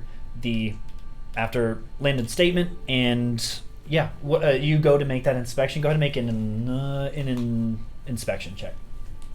like investigation. Investigation check. Yeah. It's a 14. The body of Sel, the male gnome that is prone on the ground, his hand up, it looks as though the entirety of their body is intact. In fact, you can see that there are drips of there are spots on the seat of Sel that have their color back. It's almost like a fade between stone and color. You can see that it's just very, very hint of color. For Corey, the half elf that is on the ground, you can see that almost half of their body has been taken up. Yeah. And so it's only the top half of this person that remains. I'm so sorry to both of you for your loss. It'll be fine. We'll recover. Would you like a skull?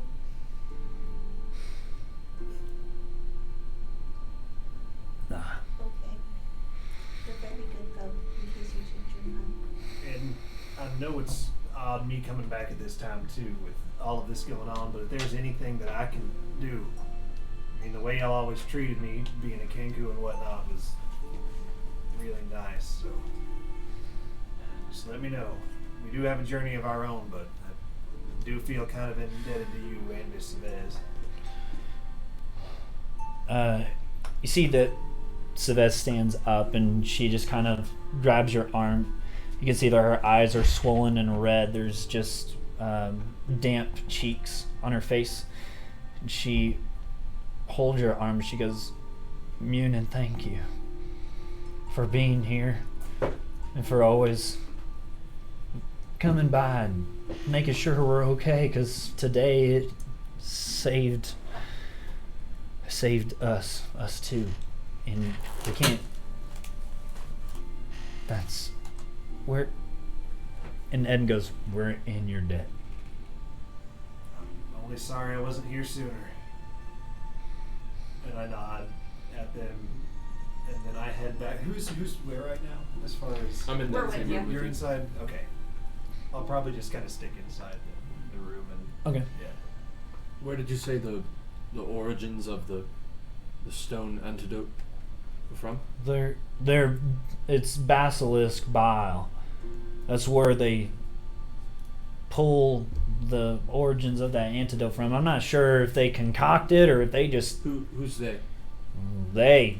people that know them. I don't know. I can't think. I wonder if this wizard that we're going to see, the fella in the tower, No. might have some. Across the shund. Is there any sort of like So- of the same like purple sigils that we kind of saw on other people? Was that on the basilisk at all? Or? You did notice the only thing that you noticed that was familiar to any of the other strange things that you've seen was the purple eyes of the initial basilisk. Right. Okay. Got it. And the pain, the stings of that necrotic pain that you felt deep in your core. And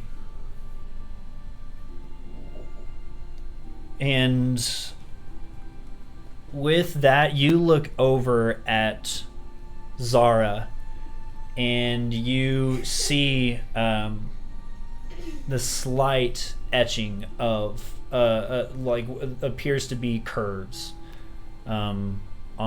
Oh no, you don't, because you were the only one that dealt damage to the one in the very beginning and Coda Right. as well. Whenever you went inside, you noticed etchings on Coda's neck, just the makings of a circle on Coda's neck, and Coda noticed the same on yours as well. And as Landon steps out into the light during that monologue, all of you that are outside do see the start of some markings on Landon's neck, just a slight hue of a circle.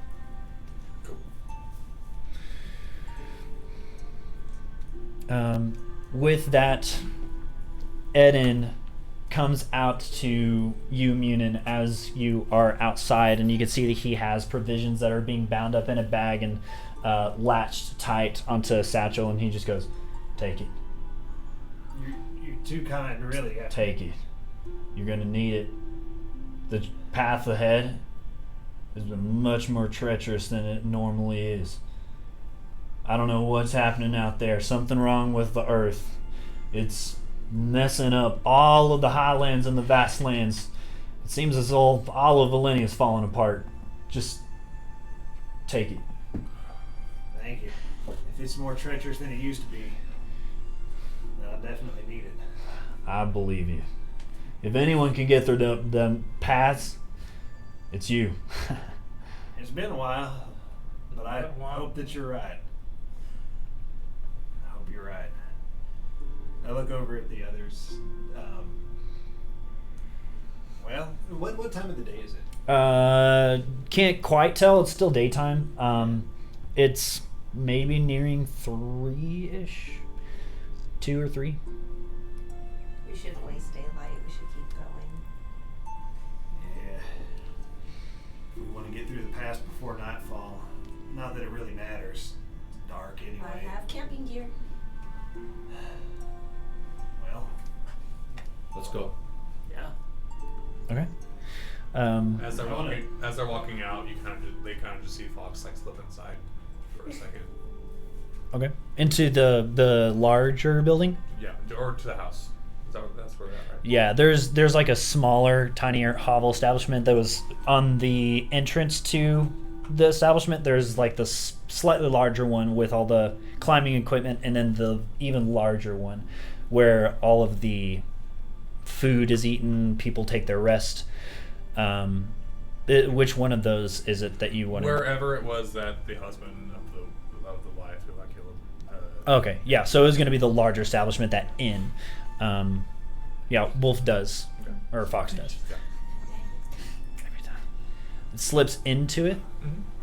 Mm-hmm. He's gonna find a bag of 410 gold at some point. Oh my gosh. I gave him everything I had. Okay. So you, Fox sneakily makes their way out, and he quickly just runs up to all of you, and you could hear the slight shifting of the leather armor on Fox's form. The juxtaposition of Fox's blood on his white fur is kind of striking, kind of cool, with the leather armor on them as well. As all of you continue down the path, the path is passing by a stable that is completely empty. There don't appear to be any kind of horses stocked here. And the path continues along and gets closer to a stream that continues down into a lake that is being nestled in this huge bunch of mountains.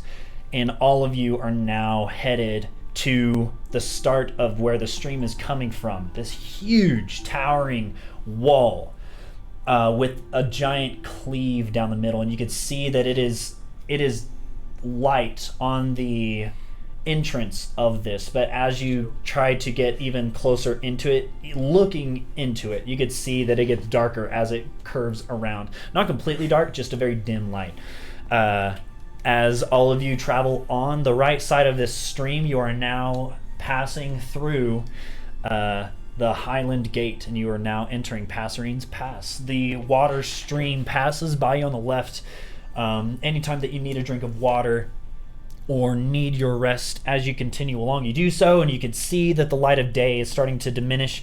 There's still sort of a moisture, a mist that hangs in the air, but it hangs just above the crevice, the opening of the crevice that is very high. And you can see that it widens and it narrows a bit, but a lot of this chasm seems to be carved, seems to have been picked away intentionally rather than naturally. And you're starting to remember the old stomping grounds that you remember. And it's maybe about a mile in, maybe halfway, you can't quite tell. You are nearing a sort of a wider expanse that narrows a bit, and at the narrow bit there is a large rock formation that stands tall, and it seems as if it has broken off and landed on the other side, creating a very narrow passageway for the water to stream through, and even a smaller path, but it is just a very narrow opening that allows all of you through. Everyone sees this ahead as you round a bend. It seems a little bit brighter in this area, like natural light, not dim. Been a long time, but it's just as beautiful and as terrifying as ever. Can we get a map? Like the overall map on here? Sure. Let's see where we're at. So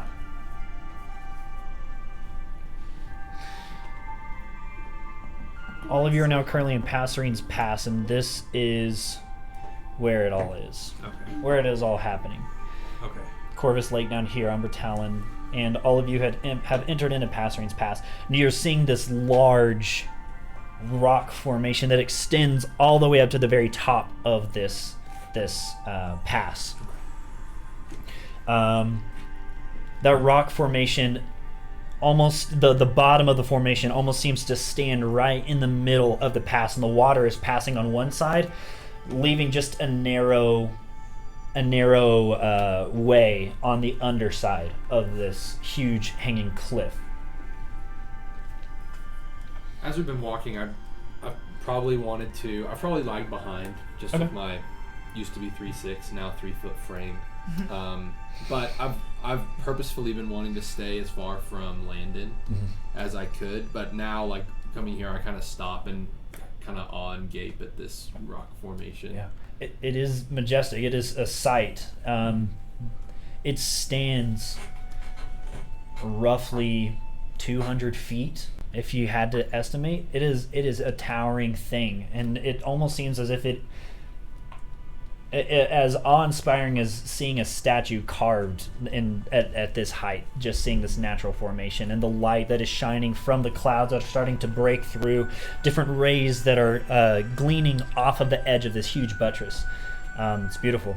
What did we say what did you say the shape was of the The formation itself, it's as if the two sides of the chasm, it's as if there has been a jutted out section on one side, and that is completely broken off and landed sideways across and it's leaning against the other side. And the chasm where it has been wider, it is narrower at this point. This buttress stands as a sort of a bastion over the path underneath, and there is a stream that is going underneath, but it is that the base of that buttress stands right in the middle. Water is streaming on either side, and there's barely a path that allows you to pass underneath. But you're maybe about 200-300 feet away from it. You're quite a bit of ways away from the base of it. I mean, does it look like it's there intentionally, or did it like break and fall? It looks like it is a natural formation that is broken off of the edge of the one side of the chasm. Yeah. And you can see that it looks as though that buttress has broken off at the base, like broken and broken and broken, and so it is now sort of mangled rock that the water is streaming over with this rock formation, tall rock formation that is the only thing remaining. And I'm just kind of like leading in the back. Like you and I are gonna have to like fight for who's actually in the back. Okay. The further you get back, like I kind of try to speed up a little bit more, and then I get slower and you slow down. I turn to everyone at this point, and I say, "Now, be on your guard. This is Still up It's hard to shake. It's just Something about home. Something about home. Yeah, this is a pretty common spot for ambush. As soon as he says that, I'm gonna do like an investigation check to see if I can see like anyone watching or like tracks, like. Okay. Go ahead and roll a investigation check, just I'll do for. the same. Okay. Yeah. I'm not very good at investigation. I believe in you guys. 13. 13. Okay. I got a 19. 19. Okay. You're checking behind and in front. You're not noticing any kind of signs of tailing in front. Looking at the this large structure, you don't. So I would, as like as a gun slinger, like I would look for like vantage points. Yeah. You know? Yeah. And you're looking for those different vantage points. You're seeing that there are some pretty natural vantage points. You're seeing different landings on the edges of the cliff, but you're not noticing anything that is up there, anything that is lying in wait Okay. in those natural vantage points. And I'm also gonna have Fox like go ahead and just like sniff around and Okay. like do some scouting. Yeah, and Fox, go ahead and roll an investigation check. Roll a perception check for Fox. Okay. And you rolled a 19 with yours as well? Again, nothing, you don't see anything behind.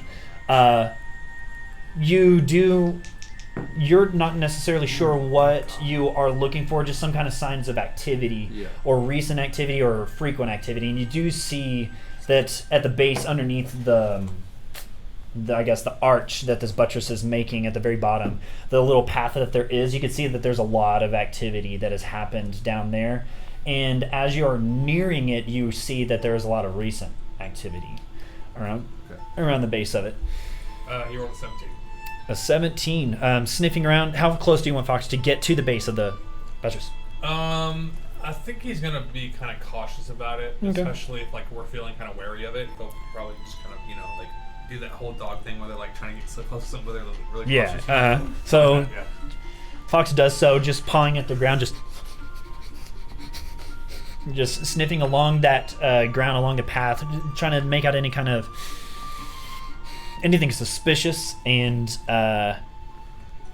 you can see that Fox at close to the base, maybe about 25, 30 feet away, just stops and just lifts their head and their ears kind of flare out. You can see that Fox is looking towards the path. As soon as that happens, I'm pulling both my guns, or buying Clyde out. Okay, you do so. And you can see that Fox kind of goes down into a sort of a defensive stance. I'm gonna whistle for him to come back. Okay, you do so, and he comes back, and you hear off in the distance, "That dog thing's pretty good." And you can see just coming out from underneath this pass, pretty high up, is maybe about 50 feet, a hooded clawed creature, and it's holding on with one hand, and it just descends down and it lands in the light shining down onto it, stands up, and you can see that there's a beak that is poking out of a hood. Very similar style as Munin, but it is a hood that is ragged and dirty, worn. You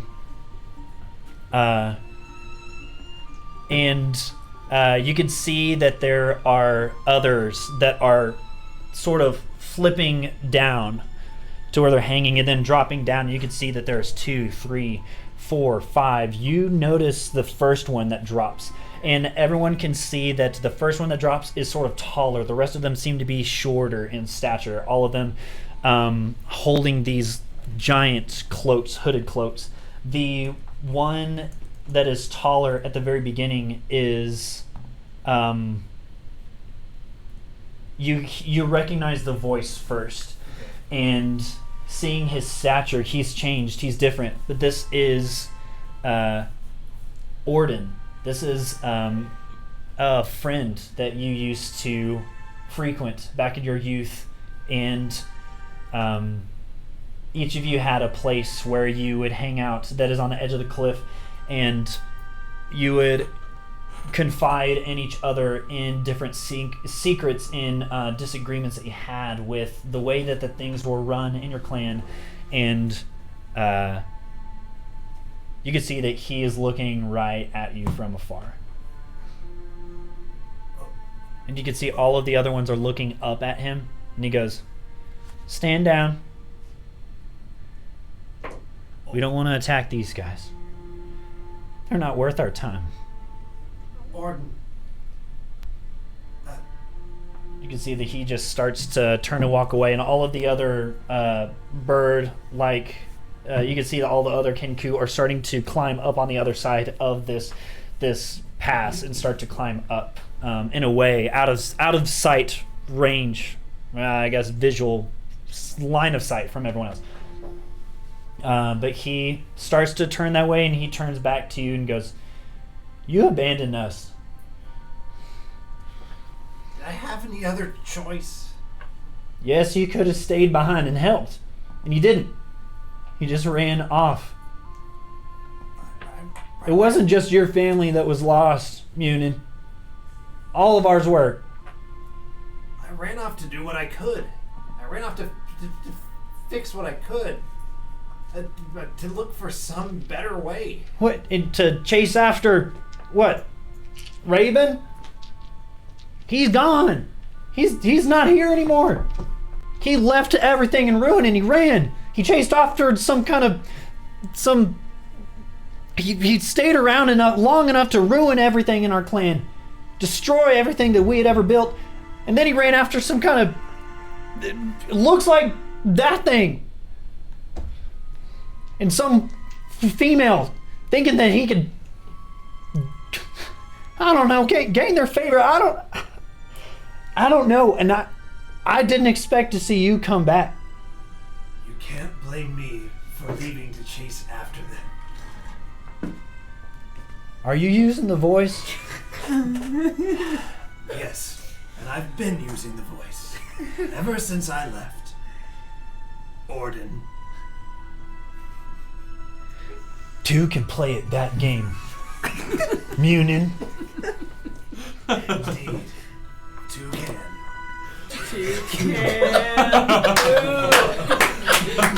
I'm so proud of you. That's amazing. There is a wry smile starting to peek at the corner of Orden. Peak. He just goes, dang it.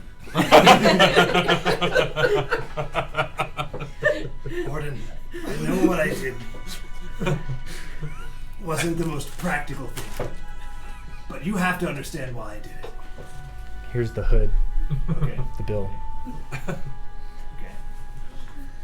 Should I? Yep. Oh, no. Yep. To use this thing? Yep. Okay. Yep. That's great.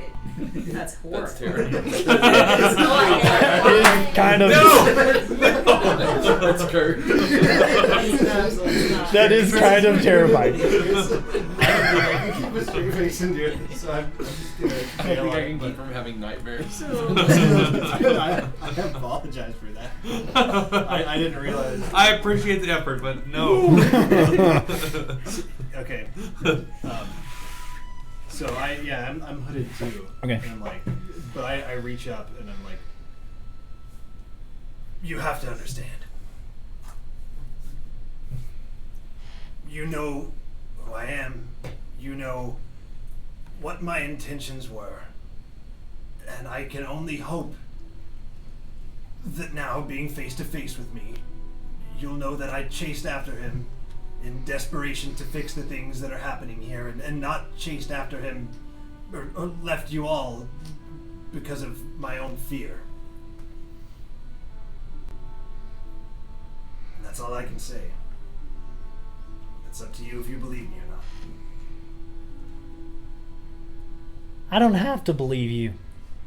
Fix it.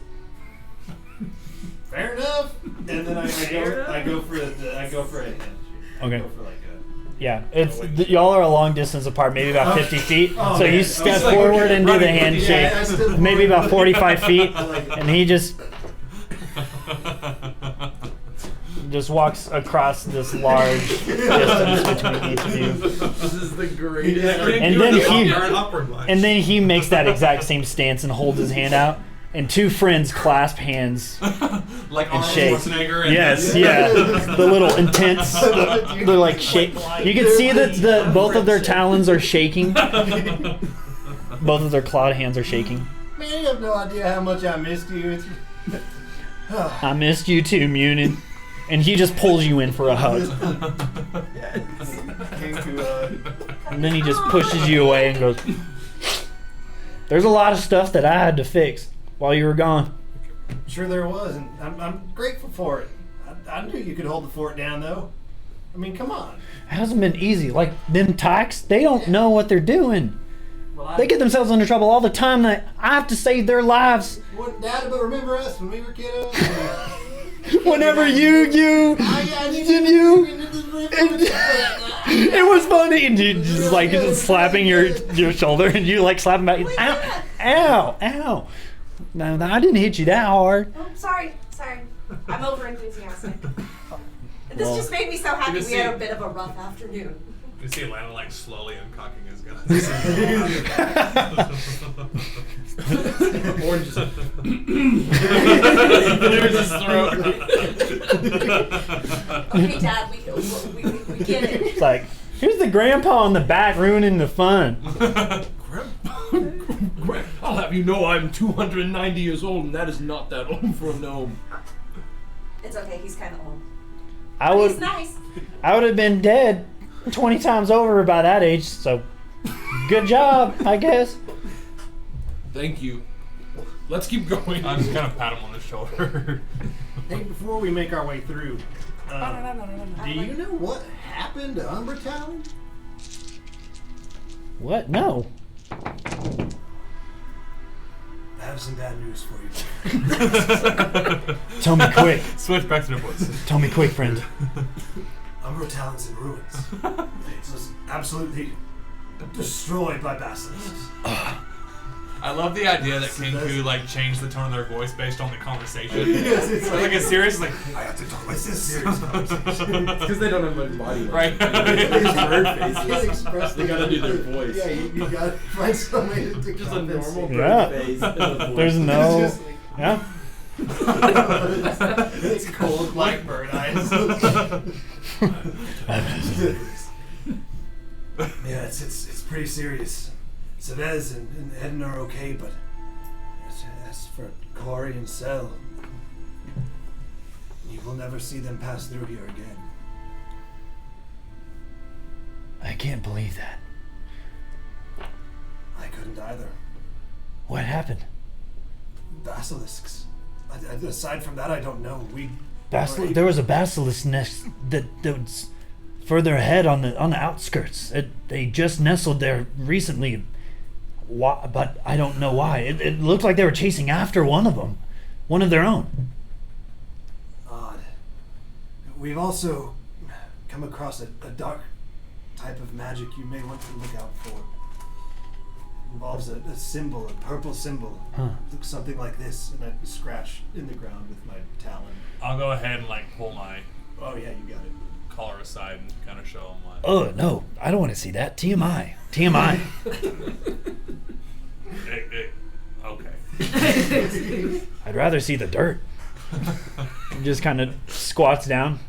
I lean over until the end and I'm like, I think too are kind of weird about skin because we have feathers, so just, you know.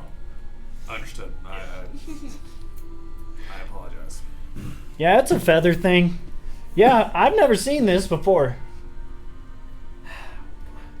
It popped up. I mean, first time I saw it, well, this guy knows more about it than anything else, really, probably. Been around 260 years or whatever. I saw it for the first time a few days ago, but I mean, it's messed with his family, it's messed with the whole town that we were going through earlier. Can we call you Grandpappy Orange? I would prefer you not. Absolutely not. No. I love Grandpappy. That's wrong. Pat Paul Warren. You're not Grandpappy. Then let's just pretend that I don't have many years left in this conversation. Might not be over. We need to get on the way to solve this problem. This is a plague on our land. Grandpappy Orange needs a nap. He stands above the dirt and then he just like steps on it with his foot and smears it and goes, and how does that affect me? I think this is where you go. Look, all I'm saying is be careful. Whatever this is, when it attached itself to me, I felt some kind of real bad juju, man. It's like it's a bad magic. Look, just make sure everybody here watches out for it, because if it's spread all the way to Corvus Lake and Umbratallon already, it could well be on its way here too. Into the pass. I would just be on your guard. Every time the accent changes, you see Landon just like jar. It's like this. It sounds like there are 2 or 3 different people that are coming out of Munion's mouth every time that he changes that accent. So you're like looking around for another No, I voice. love and it. It's awesome. You realize it. And And when this is all over, I promise you I'll come back to Passerine's Pass. And I'll help to repair the damage. But this is like way more important right now. It's kind of like a whole world affecting sort of thing. Passerine's Pass included. Do you understand? his ring. It's so good. It's so good. I want his ring. And then we're square. I'll bring you his ring. I can promise you that. Who's ring? Absolute equal intensity. Yeah. And both of y'all are just seeing like 2 chicken bones kind of shake. Some feathers shaking. Yeah, yeah. And they just let it go. Brother, I'll see you around. Wait, Oh yeah. What you got? before you go, Yes. I know of a pass not too far up ahead. It looks like a natural cave. but I blocked it off. It's a secret passageway into the Highlands. It'll save you maybe a day. That would be quite helpful, my friend. How can I spot this pass? Well, a lot of the kids kind of scratched drawings on it. I told them not to, but they did it anyways, and they're pretty obscene. So you can't really miss them. Don't worry, we'll show your happy orange eyes. Just like on the redo. Okay, I will look for these markings to help me find my way. Okay. I'll see you later. Okay, all right, bye. They were thinking about a third. They thought about It was doing it again. considered. We all When felt did the it. people who looked like me come through? Do you remember? We Uh, were talking about it. It might have been a while ago. It was maybe about 7 days ago. Were they headed the direction we're going? Yeah. I mean, they all seemed like they wanted to go to, they were wanting to go to the other side. They could have been going to Flint Keep, or they could have been, I don't know. I tried to listen really close, and all I heard was some kind of Alcost.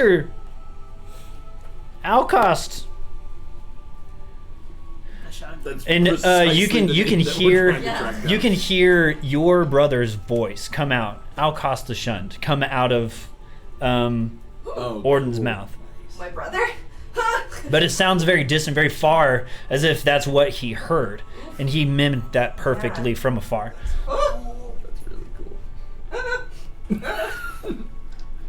Okay. Thanks. I'm gonna talk to Munin later about their mimicking abilities because now I'm concerned. Probably. I need more information on this. Well, okay, bye. He just kind of turns, just a really awkward, like limp hand wave, and then just climbs onto the back of it, and he moves quick up the edge of the Passerine, or the edge of the what's it called? Large stone structure. Yep. Godspeed, brother. You hear a Godspeed, dude. Just an echo. That was an interaction for sure. Your people seem cool.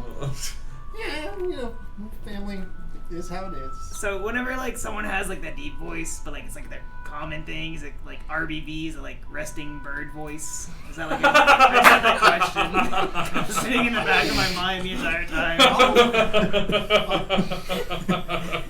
All of the comments RBV, resting bird. Too good. Yeah. all of our common that we speak is learned. We're born only squawking. Interesting. All right, cool. Let's keep going.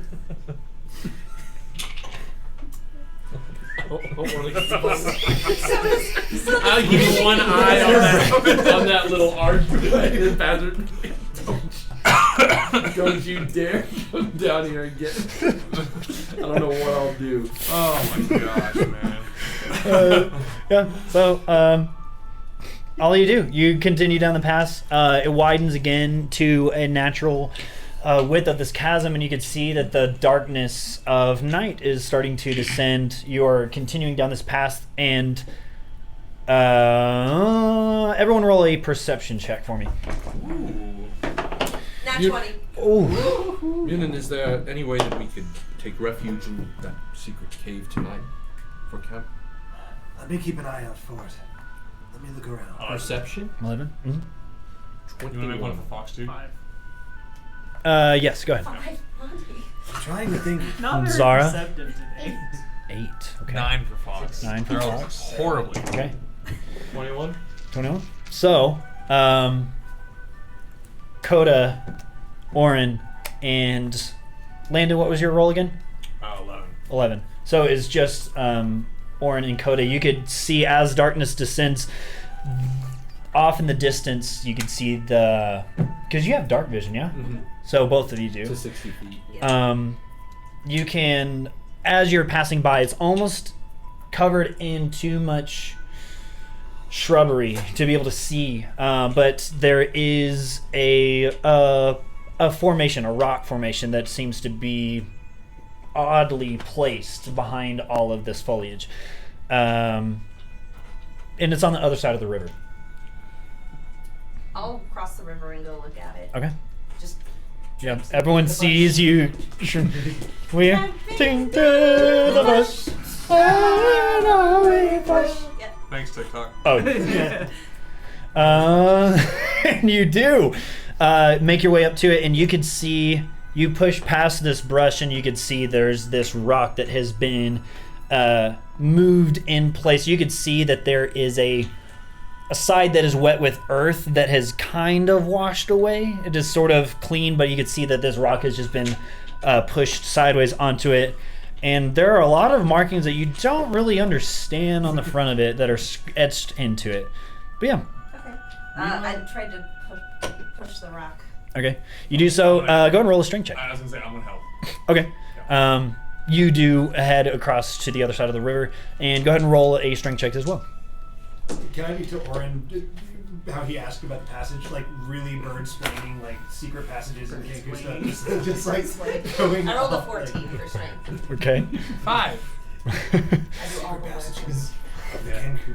So both of you push up against that stone, and it starts to budge and move out of the way, and you feel it lifting towards forward, and then it just slams forward, and you can feel a light draft coming from this cavern, this cave, that extends in front of you into darkness, but you can see about 60 feet in.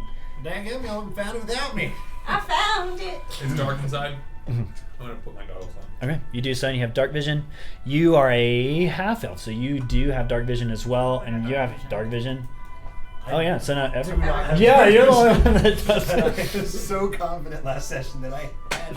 I know. We get up to the dominant and say, so Munin, here's the thing about the dark.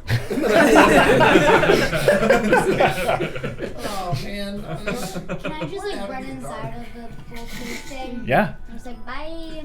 Okay. Oh. You do so, and you run, and Bonnet is perched on your shoulder as you go bye, and you can hear it echo bye, as you're running down this like, cavern. hold on. Yeah, and you do, and he kind of stops you as you're trying to go down. Yeah. Yeah.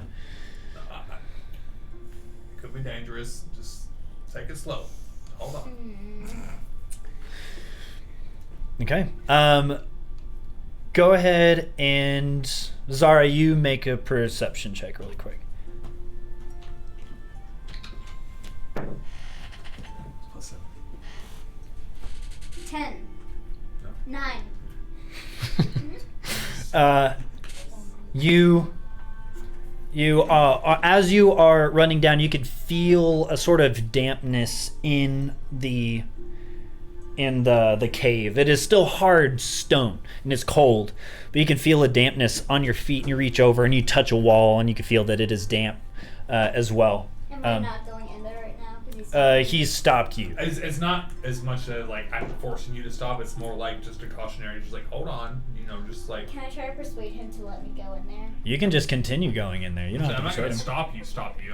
I was just trying to like hold on. But if you want to go, I'm not gonna let you. I'm not gonna stop you. I want to go, but I'm not going to go too far in. Okay. So you continue to run in. Is everyone else following this path as well? Yeah. Okay. So, acting as a sort of scout, Zara is moving forward And in Fox is gonna this be right darkness. here. Yeah. So Fox, Zara, and Bonnet are all moving down into this cave structure, and it doesn't feel like it's descending any. And you can see that there are some stairs that you hit, Guys, I found some stairs. and you can hear that echo. I'm sorry, did they let the little girl go first? And you can hear that echo down towards you. I'm going to go up then. Well, So maybe they descend downwards. Maybe we should camp here for the evening I think that's a good idea. and then do the stairs in the morning. Oh, okay. It is late. That makes sense. It's late for stairs. Okay. So yeah, what do you want to do? I'll just go back to where they are. Okay, so you do. You can hear the footfall against that wet stone as Zara comes back into view, and you are currently in darkness unless you want to cast some sort of light source or produce some sort of light source. Do we want to move? I was gonna I've say, been I wanna make tinkering a fire. little fire starter. Okay. Yeah. Okay. Yeah. And you do I'll so. start It's a laying simple out, like, mechanic. The rations and camping gear. I was like, Nice. Okay. Fire Okay. starter. yeah. Go, Grandpa. I am like the teaching everybody. Just builds a Zippo. Yeah. World versus lighter. He like Just flint. spins it around. Yeah. Yeah. Flint, oil, and cloth. That's right. Yeah. Is there trees nearby? We're in a cave. Oh, we're in a cave. Oh, I Yeah. didn't know we were in the cave. There's a river outside, though, if you want to go outside. I see some trees. Well, I light a fire in here. Is it just like a hewn stone hallway? That's all. That's Yeah, what's in here. it is all just that huge stone hallway. You did make note of a tree that was growing out of the base crack of the chasm outside. It was just one lone tree. Can I go over there? Yeah. So you go back to the entrance, you look outside, and you remember and see that tree that's standing maybe about 7-8 feet tall. And she'll see Landon out there, just kind of like sitting off to the side, just Okay. by himself. Up against the river. Yeah. Fox, Can I go get some sticks? From the tree. Yes. So yeah, you'd have to. You see like maybe a few twigs here and there that can serve as a sort of a kindling, but you don't get anything that is large. Okay. I just want to take this back. Okay, you do so, and you. Awesome sticks. Yeah, and she sets them down as kindling for a fire. Coda's gonna go out and sit by Landon. Okay, Coda does as Kind of awkwardly though, like yeah, just bebop-y, like that. And they're holding the little buffalo carving Okay. that they got a couple sessions ago. gotcha. And so they're just kind of fidgeting with it, and they just sit down next to you, and they don't really say anything.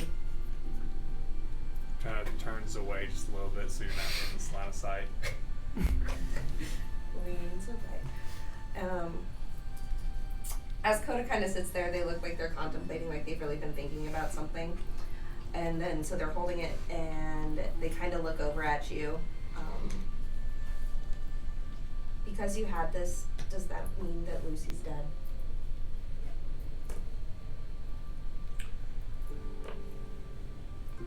I don't think she's dead. But truthfully, I don't really know. Because Fox would have never left her if she was dead, or if she was still alive. You're not wrong. I wasn't quite honest with how Fox and I came together. She didn't ask me to watch him. He kind of just showed up, I guess. I don't know exactly where she is. I feel like she's alive, but I don't know how to bring her back here. She wasn't on one of your hit lists, like that guy's wife. You can see like Coda's like kind of like knows it's like a sore subject, but also being like, please don't tell me you killed your own Yeah. sister kind of thing. Yeah. No. Honestly, I didn't even know she was still alive until Fox showed up. I thought she was killed whenever I was a teenager. And the first sign I ever saw of her was whenever Fox showed up. So I don't know where she is. So you but haven't seen her since? I haven't seen her since I was 16. But I feel in my heart that she's still alive somehow.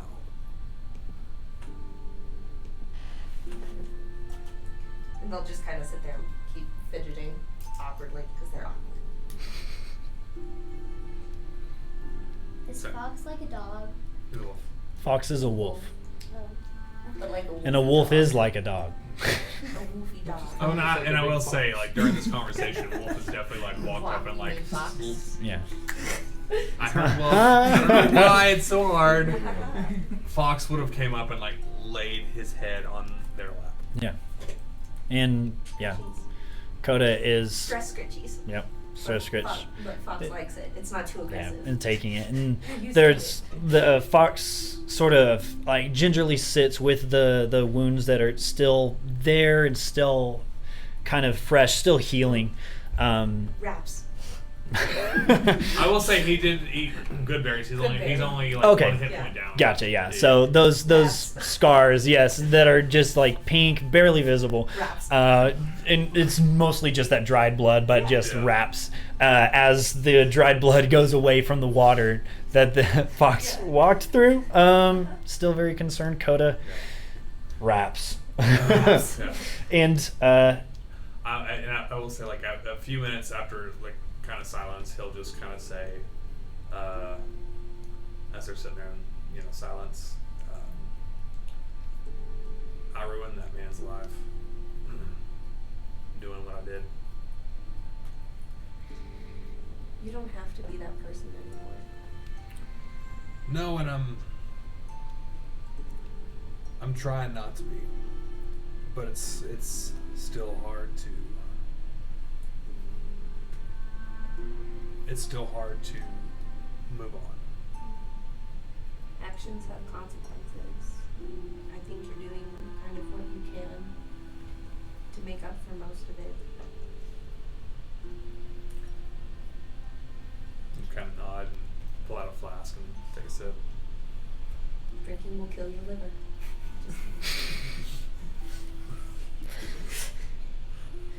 It was kind of snorting. There's worse ways to die. the kindling is brought inside to the cave and is set down in front of all of you. You have that makeshift sort of fire starter, and all of you get that fire lit, and Munin, you can finally see, and you see all of the beds that have been laid out, the rations that have been portioned by Coda, and all of you go to tending to your wounds, any kind of exhaustion or tiredness that has set in from this journey as night falls. And if nothing else is done, all of you head back into the cave and take to your sleeping quarters and tuck in for the night. And that is where we are going to tuck in for the night this session. Yes. Well done. Stairs next. Fought the basilisk. That was kind What? of an emotional one. Yeah, it was. There were some emotions that were being thrown around here, y'all. Wow, well done. And thank y'all so much for staying tuned in. If you haven't already, please follow us on Instagram or Facebook or even on Twitch. If you're watching it, that would be fantastic. Again, Cultivate IT. You gotta love them. And yeah. Keep being awesome out there, y'all. We will see y'all again next Monday. Yeah, I believe so. Yeah. Woo! Then the Monday after that, I will not be here How dare you? How because I'll be going to Disney World. Wow. Oh, yes. That's What? what the hat was for. Yes. Maybe we can set up like a one shot or something. Oh, Yeah. that'd be really fun. So that day it is a to be determined day with whatever y'all want to do because I will be gone.